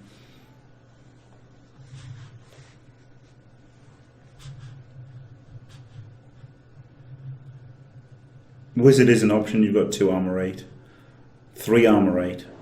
So it's the best attrition whiz you're ever going to have. You've got this guy in contact, you've got your blitz to come in either side, but I think he's absolutely going to keep the threat of the wizard for as long as possible. Because normally you'd feel bad about not using it in the second half and drawing 1-1, but of course he can use it in overtime then, can't he? And he's already down 1 reroll for overtime as well, is Knockoff.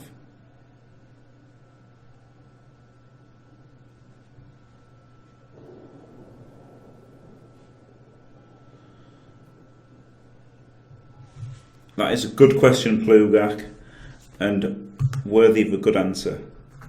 And I will probably attempt to answer that question in an in-depth YouTube video. So, but basically they're close and it doesn't matter too much.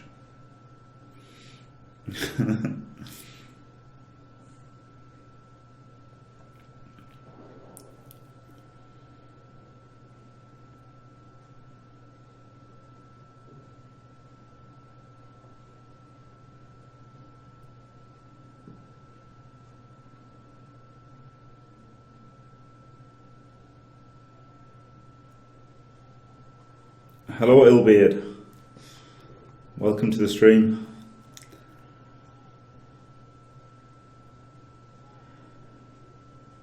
So this is the third place playoff that finally scheduled after the bug has been solved. Spartako 1-0 up in the series, 1-0 up in the game, wizard in hand, ball on the ground in the rain after a short kick. It's looking grim for Knockoff. Very grim. Stand firm to hold the line against the Troll Slayer.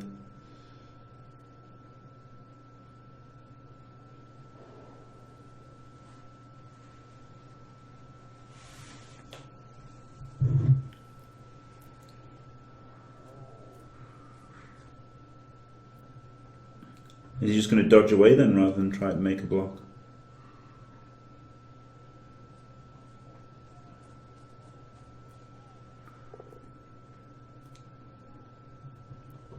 I guess he is going to make this dodge here.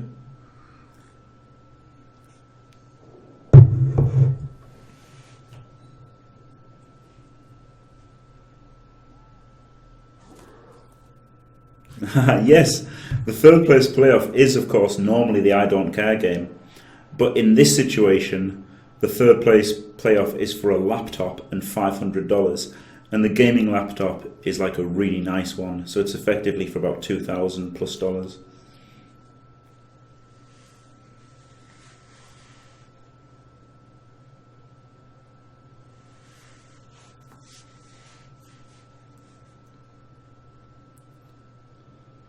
Yeah, I think if there was a chain on the ball, Spartako would have gone for it, but instead he's done for his usual wall of not letting people make any forward progress.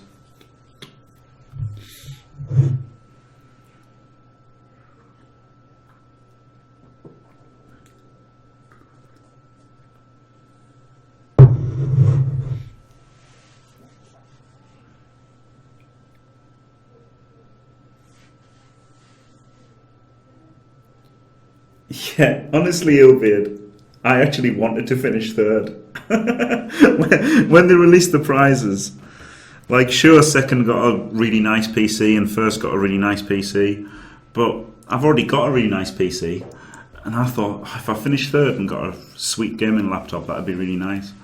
So third was my goal, but you know, let's not talk about how I did.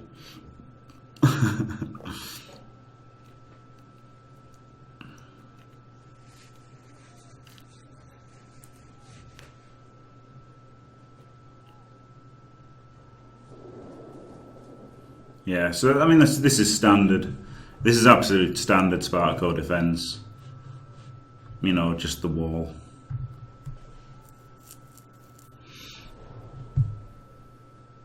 Yes, I could sell the PC and get a laptop anyway, of course. Of course, bleeding hippie.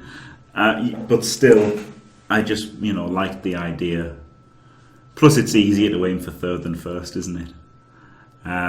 But yeah, I guess if you've got first and you have that custom Bloodbowl PC, it'd be pretty good to sell. I don't think any Bretonians entered it, Plugak. I don't think one person used Bretonians. They are pretty, they're pretty bad at low TV. They're pretty bad at any TV. They're better at low TV. They'll obviously get a lot better now that they've got Blodge, first skill.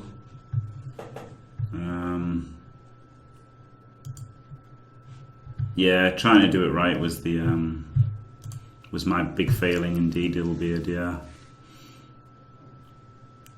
I just hope there's another World Cup one day. I really hope that there's a World Cup next year, or you know, there's prizes for when they reset the ladder and stuff, or there's more tournaments when they reset the ladder. because obviously with real prizes. Because I've won a Mage Run Fumble, and I think winning a Mage Run Fumble is more impressive than winning this. Once you're in the final 64, but qualifying for this was really hard. Wow! So he's down to 1 reroll already. Sorry, qualifying for this through the ladder was really hard.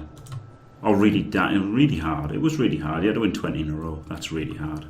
Against any level of opposition, winning 20 in a row is really hard.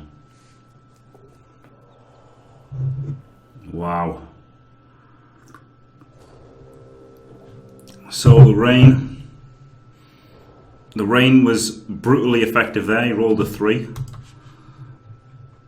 And you know, if Spartako had made this lightning ball, fireball play to go for the ball, he could make it this turn, because there's 4 players here. 3 of them are AV8. Some players are tied up here. He's got a lot of free players, but I don't think he's going to use it. I think he's just going to play the way he always does and not really try to take advantage of this ball on the ground.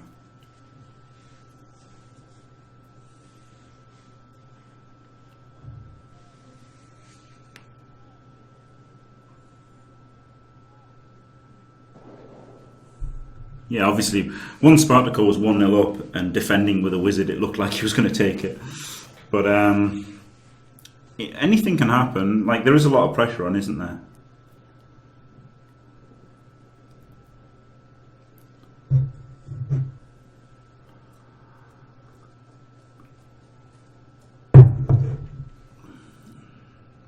Oh, I'm sure he'll wait for later. Yeah, I'm sure he'll just. He'll make these blocks and a blitz and just keep the...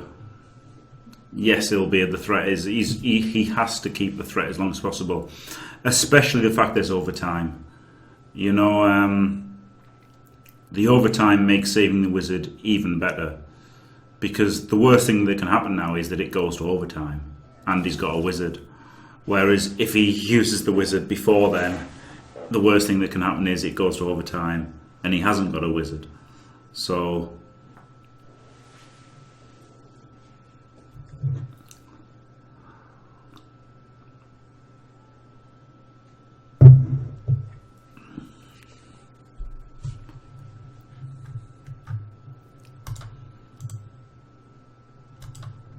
you can block these down, make another blitz, and just generally wall things off. Spartako likes to wall things off and plays really hard defense. Whereas if he went for like a fireball or even just a basing everybody kind of play, it leaves him open to getting moved around a bit, doesn't it? So he'll definitely just try to keep the dwarves in front of him. It's just hard to talk about stuff for 4 minutes, isn't it, every turn? I didn't really think that he was going to fireball there, but it wouldn't have been that bad a play. And obviously if he'd used it and let's say he'd knocked down him and KO'd him, then, you know, he blitzes this guy and he gets a few players round and things happen. Or, I don't know, KO him and knock him down. But he kind of had to knock him down. Or him down. And him. So it was hard to make it really effective wizard. But, you know, he could have done it and knocked down, say, all 3 of these guys and cast him and KO'd him or something like this. It could have been unbelievable. But I don't think he was ever going to go for it, and I don't think I would have gone for it. But it's something that could have happened.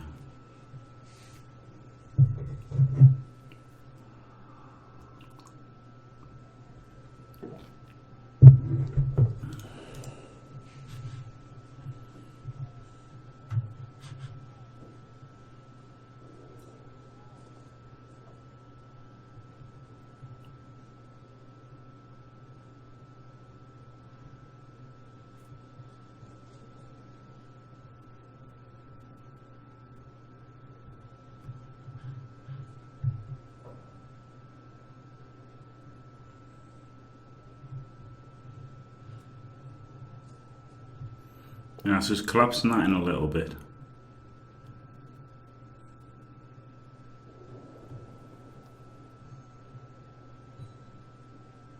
Yeah, the time clock is really wacky, albeit there's somebody's got connection problems between the two of them, and yeah, it's making things a little bit wrong. You could base the ball with him. I don't think he will again, because it's like dicey. He wants to just not use his rerolls on defense, doesn't he? Basically, Spartako's goal for this drive is to not use rerolls, not use his Apo, not get anybody hurt, and obviously maybe stop him without using the wizard, so that if it goes to overtime, first of all, he's got a 50-50 chance of winning the toss, and second of all, he's got 3 rerolls and a wizard for it.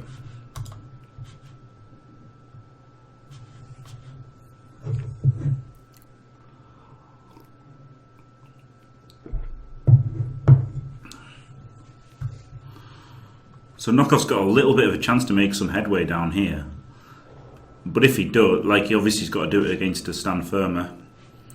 And even if he does, he can swing back probably, because he's faster than Dwarfs, isn't he? It's crazy that Orcs are actually faster than somebody.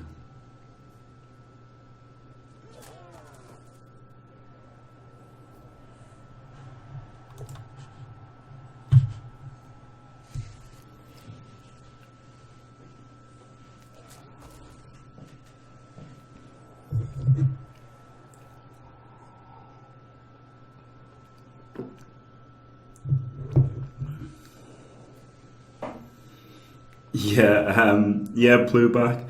The thing is about Bretonnian beta patch, it's just going to be the same as it was before, except they have dodge instead of tackle and stuff. So like, they're going to play exactly the same. They're just going to be slightly more effective, better skill ups.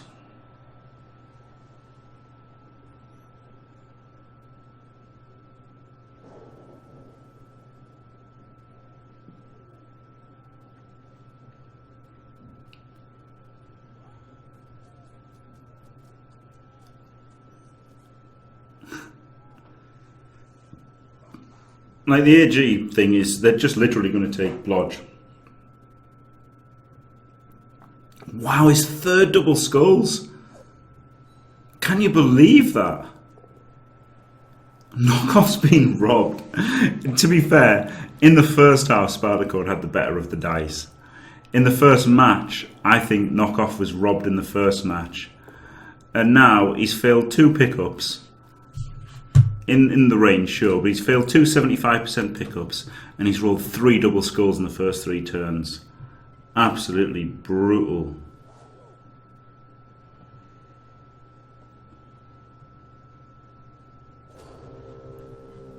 Or did he just go for a pass or something then?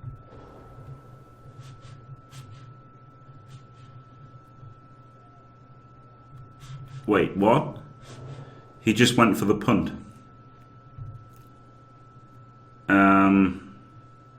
I don't know why he did that, but I guess he just gave up. Yeah, like, that's protected. That's pretty protected there, right? He can stand up, he can get bolted, sure, but this is just horrific.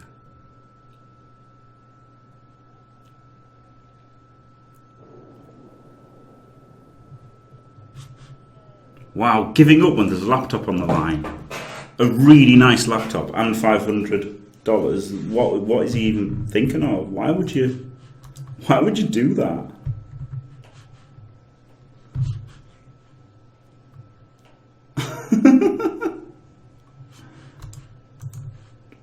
I mean, that's GG. He's done. He's done, because he's got more out of, like, it would have been fair enough if, like, Spartako had 3 guys here or something, you know, but he's not. He can just blitz him here, move everybody back, protect the ball, pick it up with AG5.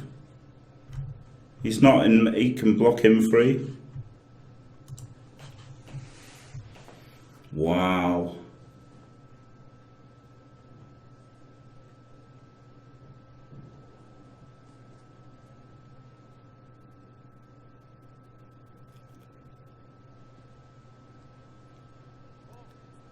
Sage rolled triple skulls losing call today. That's funny. Losing in call is funny. I lost with Undead the other day. I'll say the other day, a week or two ago. Just once it's over with. Come on though, there's $2,000 on the line. You can't just throw it away.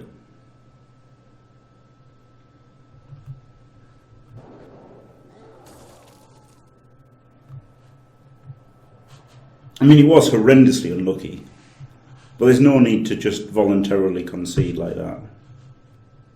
I wonder if he's just going to pass the turn till the end. And he was obviously up against it, wasn't he, against Spartako with a wizard and using 3 rerolls in the first 3 turns. It was absolutely brutal for him. He basically had no chance already. But still, don't just give up like that. He literally did throw it away, yeah. Yeah, he did.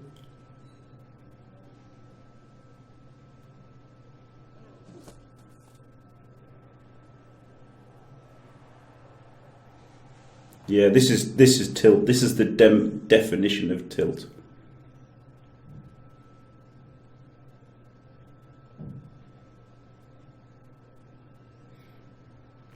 Yeah, this is the same knockoff who massively cocked up the semi-final overtime. And to be fair, in that he just looked like a really bad player. Like, sometimes, you know, like, people make mistakes because of the pressure and stuff, don't they? And, like, it is hard, you get tunnel vision and you miss obvious things, but in the semi-final, Knockoff just looked like a bad player. Without being harsh, he just genuinely, he didn't look like he was suffering under pressure or anything. He just looked like, he didn't look like he was missing things. He just looked like he was bad at Bloodbowl, to me. And yeah, he pissed away that overtime. And yet, he looked good against Spartako the first game. And he looked quite good again in the first half here. But then he's just used he's rolled his 3 double skulls and just given up. Wow.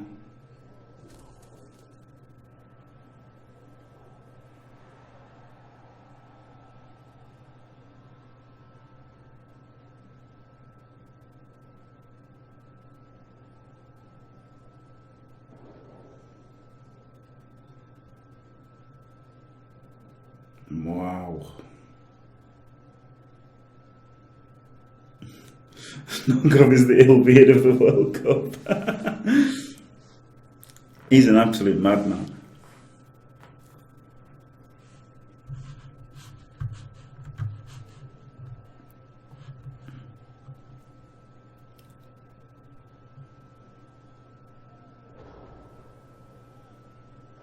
Wow. Insanity. Absolute insanity.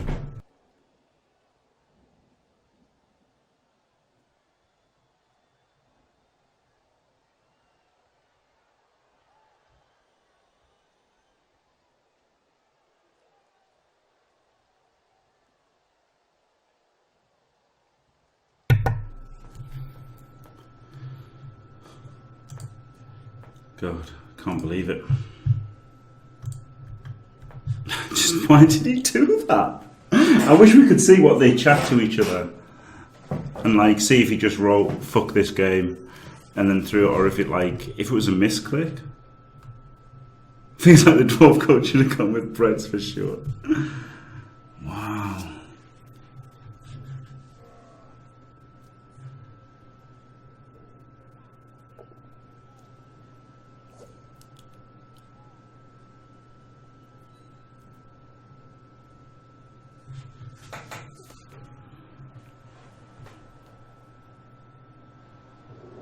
That's crazy.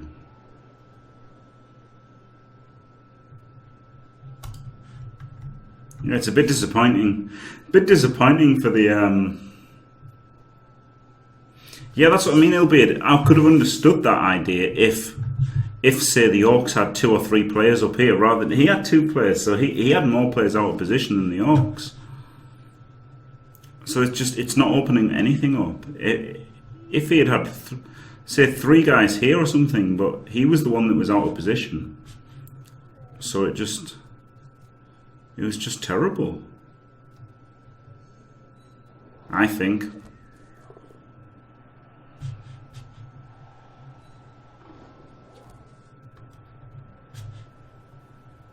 Wow. Got him. Like, you could see the point if he just had more stuff. Like, if he had 3 guys here, and he's just going for a foul.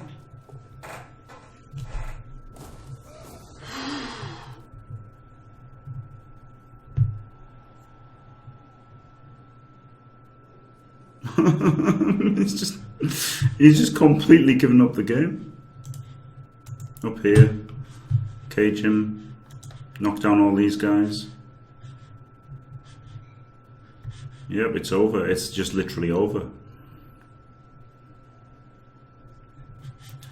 Well, I'm free to rant about the new ladder now then, I guess, aren't I? I'm sure you all want to hear about that. Wow. I really hope there's going to be prizes for doing well on the ladder. That's going to be the only reason to play the ladder. Maybe Knockoff was bribed off. Nah. He just tilted. He's obviously tilted because of these three double skulls. And... you know, maybe... oh, he's not even going to go and try for the 2-0, he's just going to try and secure the 1-0. That's a bit boring. So many World Cup games were just like watching a half-decent player against randoms in call. That's absolutely true, Oriolensis. Yeah, my anger versus everything. Yeah, well, Plugak asked whether you should go guard on Mighty Blow early on, and it's... I'll talk about that, because it's an interesting question. I think if all you're trying to do is win, then guard is probably better. But then also it depends on what your team is, how many guard you have, who you're playing against.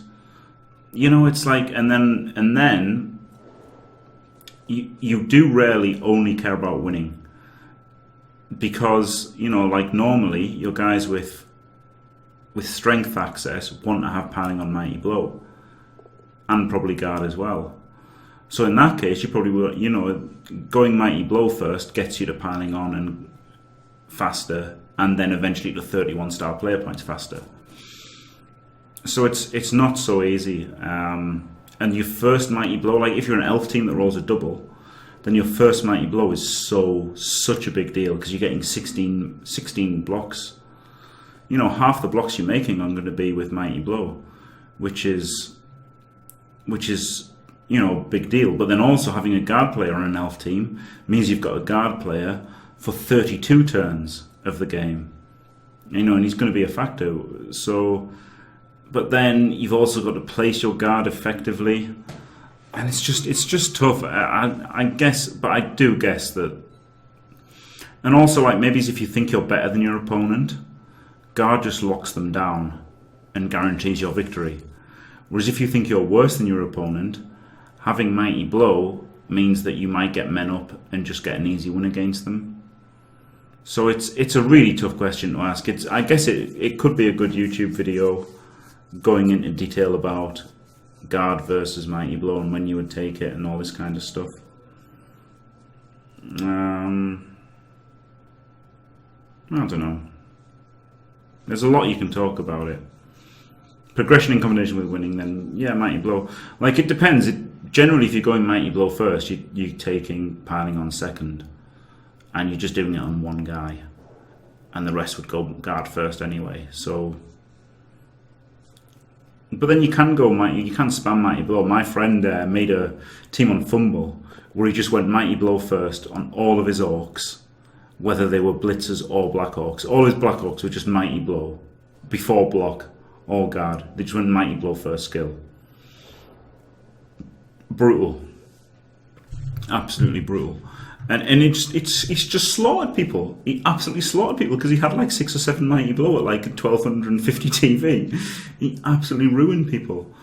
And so it's not bad. And you could go guard first on Black Orcs rather than block. You know, but I guess it's closer between the first one. I think I'd probably rather have a guard and a mighty blow than 2 mighty blow, and I'd rather have 2 guard and 1 mighty blow than 3 mighty blow, or 2 mighty blow and 1 guard, if you know what I mean. I would always favour guard. But then, if you're talking chaos, then you want to go mighty blow first on your beastmen, I think, because they're armor 8 and you don't want them to get in contact too much, and they want a beeline to claw pomb as soon as possible. Whereas your chaos warriors, they want to get the strength 4 in fighting, and guard becomes really good then, doesn't it? And obviously you don't want guard on a claw pomber because they're going to hit them every chance they get anyway, so you can use the guards to protect the claw pommers. So it's an interesting question. I should do YouTube videos more, but I'm just streaming and uploading the streams. But maybe I should try to become more of a YouTuber. Yeah, with humans, I tend to go, if I get somebody who gets like say 2 MVP, so he's on 10, then I tend to go mighty blow, because with 3 cards he becomes a pommer, or 2 touchdowns. You know, so something like that. But if you get, say, 2 touchdowns and an MVP, so you're on 11, then yeah, go for mighty blow then. But if you just say get you 2 touchdowns and you're on 6, then I would tend to go guard. And with humans, I would like to go, if they all just get the 6-star player points, I'd probably go guard, and then mighty blow on the 4th, because you can blitz with your ogre with humans. You know, he gets 3 dice and he's got mighty blow. That's pretty good. And I just think humans being strength 3 everywhere, getting that guard is super important. Yeah, this is a shame that he's completely given up. But I should play Phil Collins, shouldn't I? But this will be going on YouTube even the last 5 or 6 turns. But yeah, it's over. It's over. Need the Fashbinder sound effects. Oh wow, I didn't even turn sound effects off. I've turned them off now. I should have turned them off earlier for the World Cup games, but never mind.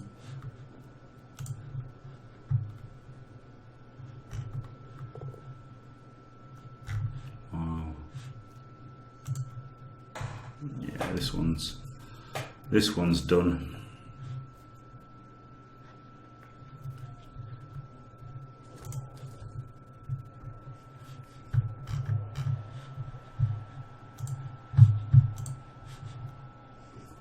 Sad violin.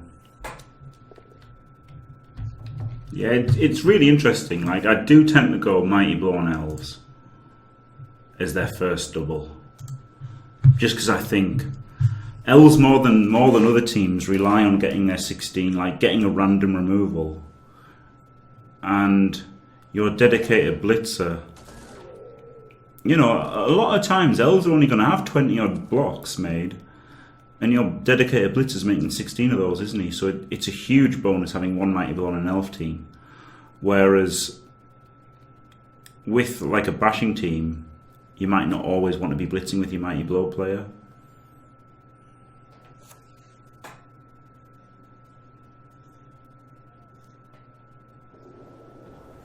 This is a big fuck you to Cyanide from Knockoff.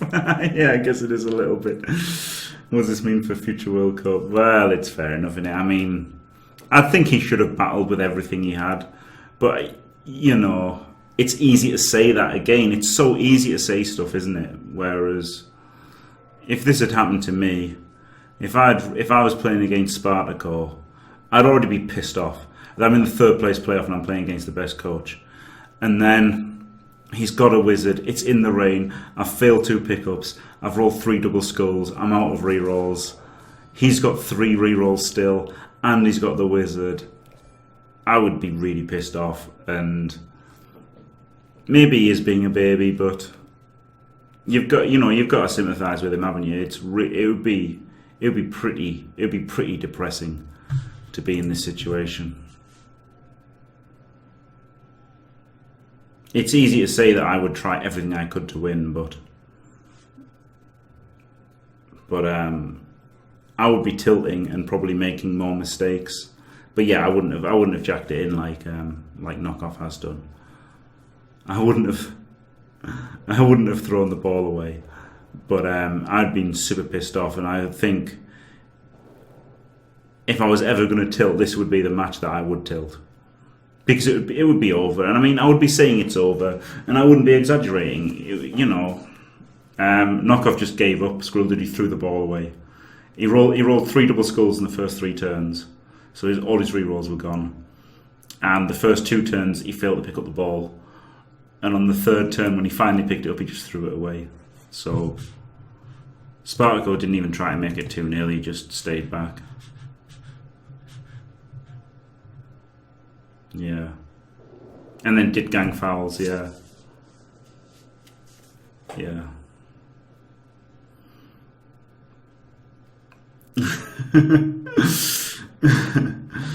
So, I don't know. It's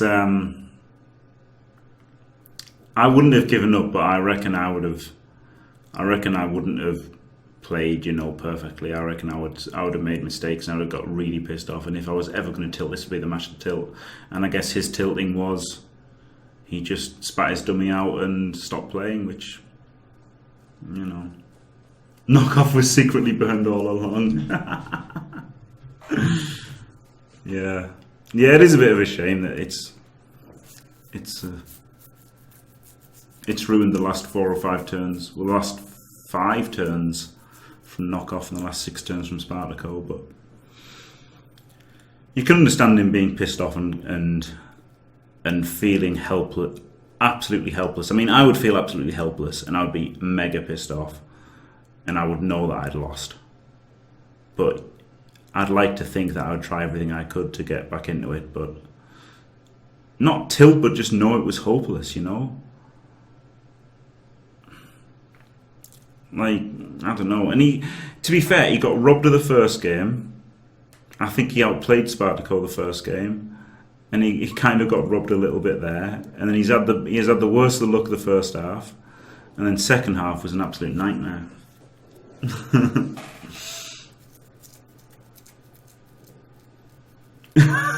It would be amazing. It would be amazing if Spartako just passed it back to him like burned. Here, you'll need this.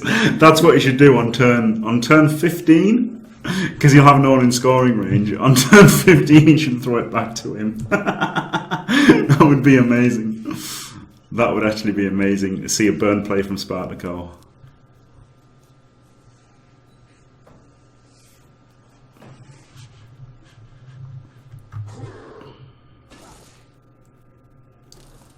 I don't know, Maisie43, do you like beards? Beards or block, one of the two. Yeah, it's crazy there was so many dwarves, and yet the highest placed one was 4th, wasn't it? And there was no dwarves in the final after being loads in the quarterfinals got through. But they were a good choice for this, especially with no undead. I think if undead had been in the game, there would have been a nice split between undead, orcs, dwarves, and there would have been a few more elves, because the elves would have a decent shot against the undead, which there'd be lots of. So it would have been so much better for them to have released undead instead of fucking Norse.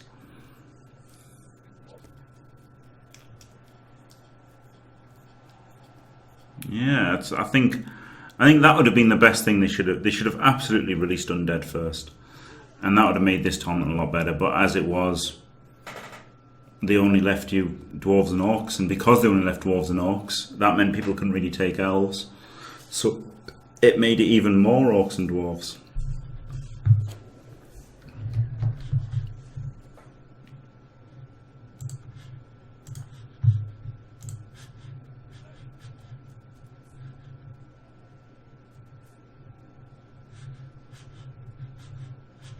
Yeah, chaos are so bad when you compare them to orcs, and they've just got to take their block first. And they just take a whole team to be level to get on level with orcs. He needs to pass it to him. I wish I could type to him. make the pass. He's got to just pass it to him now, hasn't he? And then go like, you drop this or something. Wind him up in the chat after you've taken £2,000 off him. I would totally pass it back to him. It'd be great. He's got no chance. Pass it to him, and then oh no, he can't bolt him. He can't bolt him after the turnover. Oh, if only Cyanide had programmed the wizard properly, Spartako could have run forward, passed it to this guy, and then bolted him. That would have been pretty funny. I bolted him on turn 16 or something. I picked it up and threw it back to him.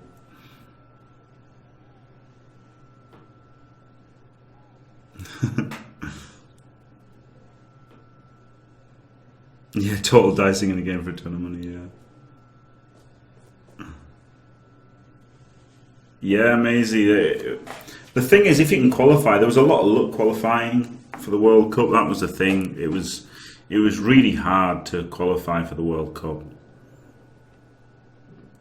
Total dicing, and the coach is saying, "Fuck it." Yeah, that is what happened. It was a total dicing. To be fair, the first half, I don't know. It wasn't a total dicing, but Spartako definitely got the better of the dice in the first half. There was things that Knockoff could have done to have given himself a better chance in the first half, like that simple play of not bracketing the defender. You know, the attacker when he had the blitzer here, and he put a lineman here and the Troll Slayer here, and he could have got the Troll Slayer back there. That was an elementary mistake by Knockoff. He should not have done that. And then obviously he should not have given up, because he could have. He could have obviously, yeah. It was unlikely to have, yeah, exactly. He could have still won. It was almost hopeless, but it wasn't hopeless, you know. Stranger things have happened. Spartako could have rolled a 1 on the wizard. He could have rolled quads, successive turns. He could have had his players die. Like that turn against, that turn that Guinness had where he just made 2 Kaz, didn't he, after Spartako won in 81. And then Guinness made 2 Kaz. A turn like that could have turned it around for Knockoff. So he would have been in with his shot if he just hadn't given up. It was terrible to absolutely given up. Absolutely terrible.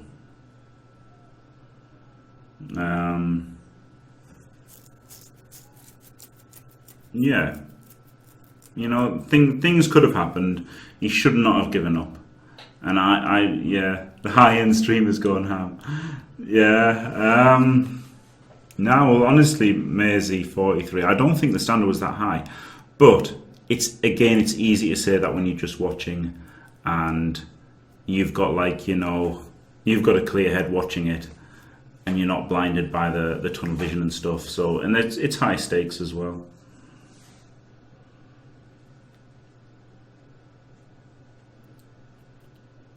I like the trolley Spartako time wasting. Yeah, maybe they're just chatting to each other, chatting shit and getting banged.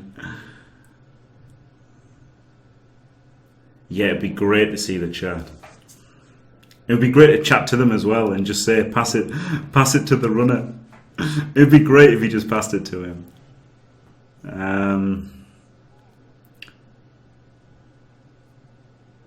The qualifying the rounds as separate teams. I don't know. Basically, I should have. Where I went wrong is I didn't enter enough qualifiers.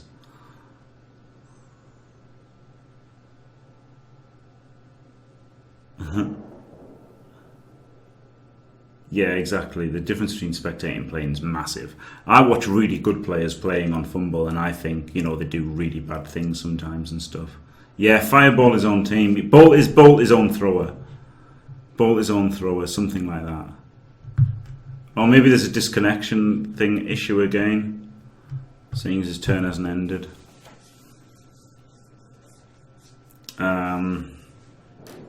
But yeah, I think it was weird. The qualifying was weird because yeah, I slacked on running in the Bloodbowl Tactics forums. I did. I signed up in about 4 places, but not the last one. So that hurt me. But I should have entered more. I should have given up all of the private leagues. I should have entered every private league qualifier I should have done. And then not really trial the ladder so much. But having said that, I could have made it the first ladder, the first ladder, 14-0 with those unbelievable Dark Elves. I should have probably just qualified 20-0 the first try. I think I was pretty close to going 20-0 the first attempt, because that first Dark Elf team I had was unbelievable. But there's so much luck in going 20-0. That's the problem. It's been going like this there's been a few turns like this, Squirrel Dude. It runs out and then it resets back to like 3:30 or whatever, and it's pretty bad.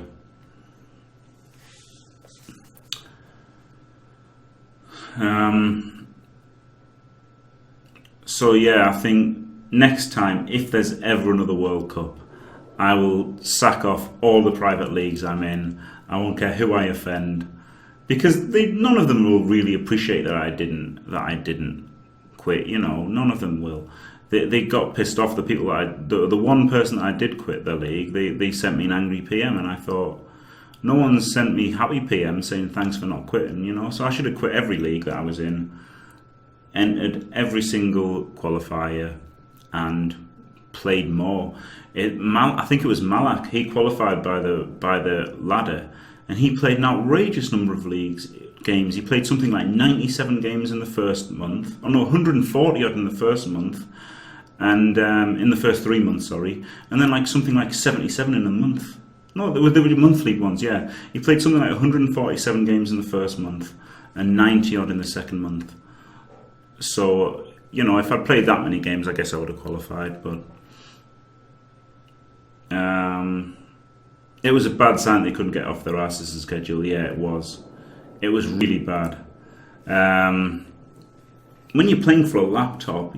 But the thing is, though, if I was Spartako and, like, Knockoff saying, like, especially the match against Guinness, that was outrageously late for Spartako, I'd be like, I'd want to just say fuck you to Guinness, you know, because he's in Canada, so it's prime time for him. And then Spartako had to play at, like, 4 AM or something. I wouldn't want to play. I don't like playing Bloodbowl after 8 PM. Because, you know, you've got to really concentrate, haven't you? I know it's a little bit harder streaming, but even if I'm not streaming, I don't want to play anybody after 8 PM. It's so hard to play if you're tired. Is this... Maybe I should quit and rejoin, but I guess it doesn't matter if I don't. Because probably no one's going to watch this till the end of the VOD anyway. I guess I can just stick with it and ramble about World Cups and Guard and Mighty Blow and stuff.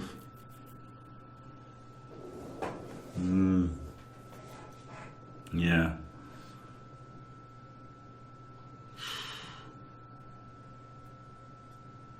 Wow.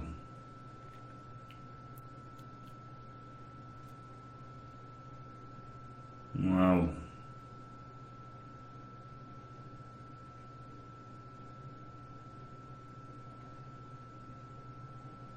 Yeah, you know, I would have been pissed if I was Spartako. You know, it's hard, isn't it? It's just hard. Like, it's a tough thing.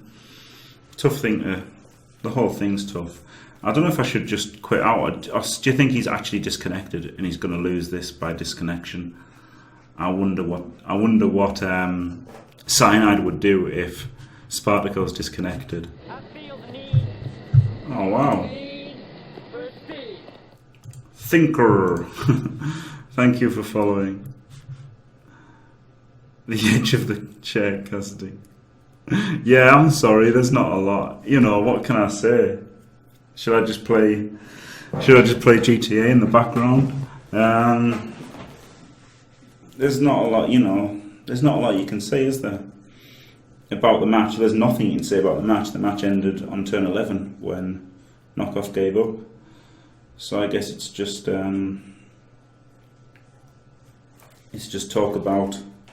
talk shit. Have you got any questions about Bloodbowl? Plugax is a pretty good one. I feel like making a YouTube video about that. Well, Maisie, I haven't been streaming that much Bloodbowl lately, to be honest, because I feel like there's no point playing Call. And it's like, I don't know, it's just like the beta was I was excited about playing Undead, but obviously it's constant mirror matches. And the fact that I don't get to keep the team or keep the record, that makes it a bit bleh. So I'm just playing for the sake of the YouTube vids at the moment, and obviously for the guys who've supported me. I feel like I owe people to play Bloodbowl, but it's like, I don't know, it's just not. It's not super interesting at the moment, Call, because it's just treading water waiting for Undead to come out, isn't it? And even the beta is still kind of treading water. I think once the patch comes out and the ladder's reset, then I'll probably smash the Undead in then. I'll get excited about Blood Bowl again then. I will just be ending the stream when the match is over. Yes, Bleeding Hippie. Yeah, because it's pretty late in Germany here. 20 past 11. Oh, it finally finished. I wonder if Spartako was disconnect trolling him.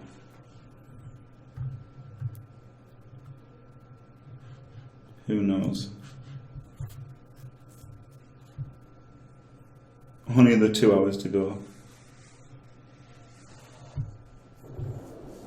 Yeah, well, I've been streaming the old UFL, haven't I? I do like the idea of the Ultra CRP. Yeah, maybe I'll play a little bit more Fumble. I don't know. I need to think tomorrow. I'm streaming tomorrow actually, from 12 my time, so 10 AM GMT. Yeah, it's really hot in Germany as well, Oriolensis. So yeah, 10 AM GMT tomorrow I'm streaming, guys. Keep an eye out for that. UFL isn't really Blood Bowl, yeah, good point. The problem is, I play Fumble for the majors, but last tournament was so annoying getting scheduled that I just couldn't be fucking chewed with it again. So I actually want to take a little bit of a break from Fumble in that respect. So I don't know, I need to think. But yeah, at 10 AM GMT tomorrow, I'm playing my UFL match. Then I'll be casting one of the ones. Was it Bleeding Hippie's match? I think so, yeah. I'll be casting that one and then uploading them all to the YouTubes. 3 matches to YouTubes then. And yeah, I don't know, I'll think about what how much Blood Bowl I'm going to play and everything. I'm definitely going to try to play I'm definitely going to try to play a playlist of GTA races every night in an effort to get good at GTA racing, because I really do like race. I've always liked racing games, and I've never really been very good at them. Like, I'm alright, I'm better than most people, but it's I'd like to be better than nearly everybody, or in fact everybody. So yeah, this match was painful to watch. Yeah, well, I mean, I'm sure everyone zoned out after turn 11 when Knockoff just threw it away.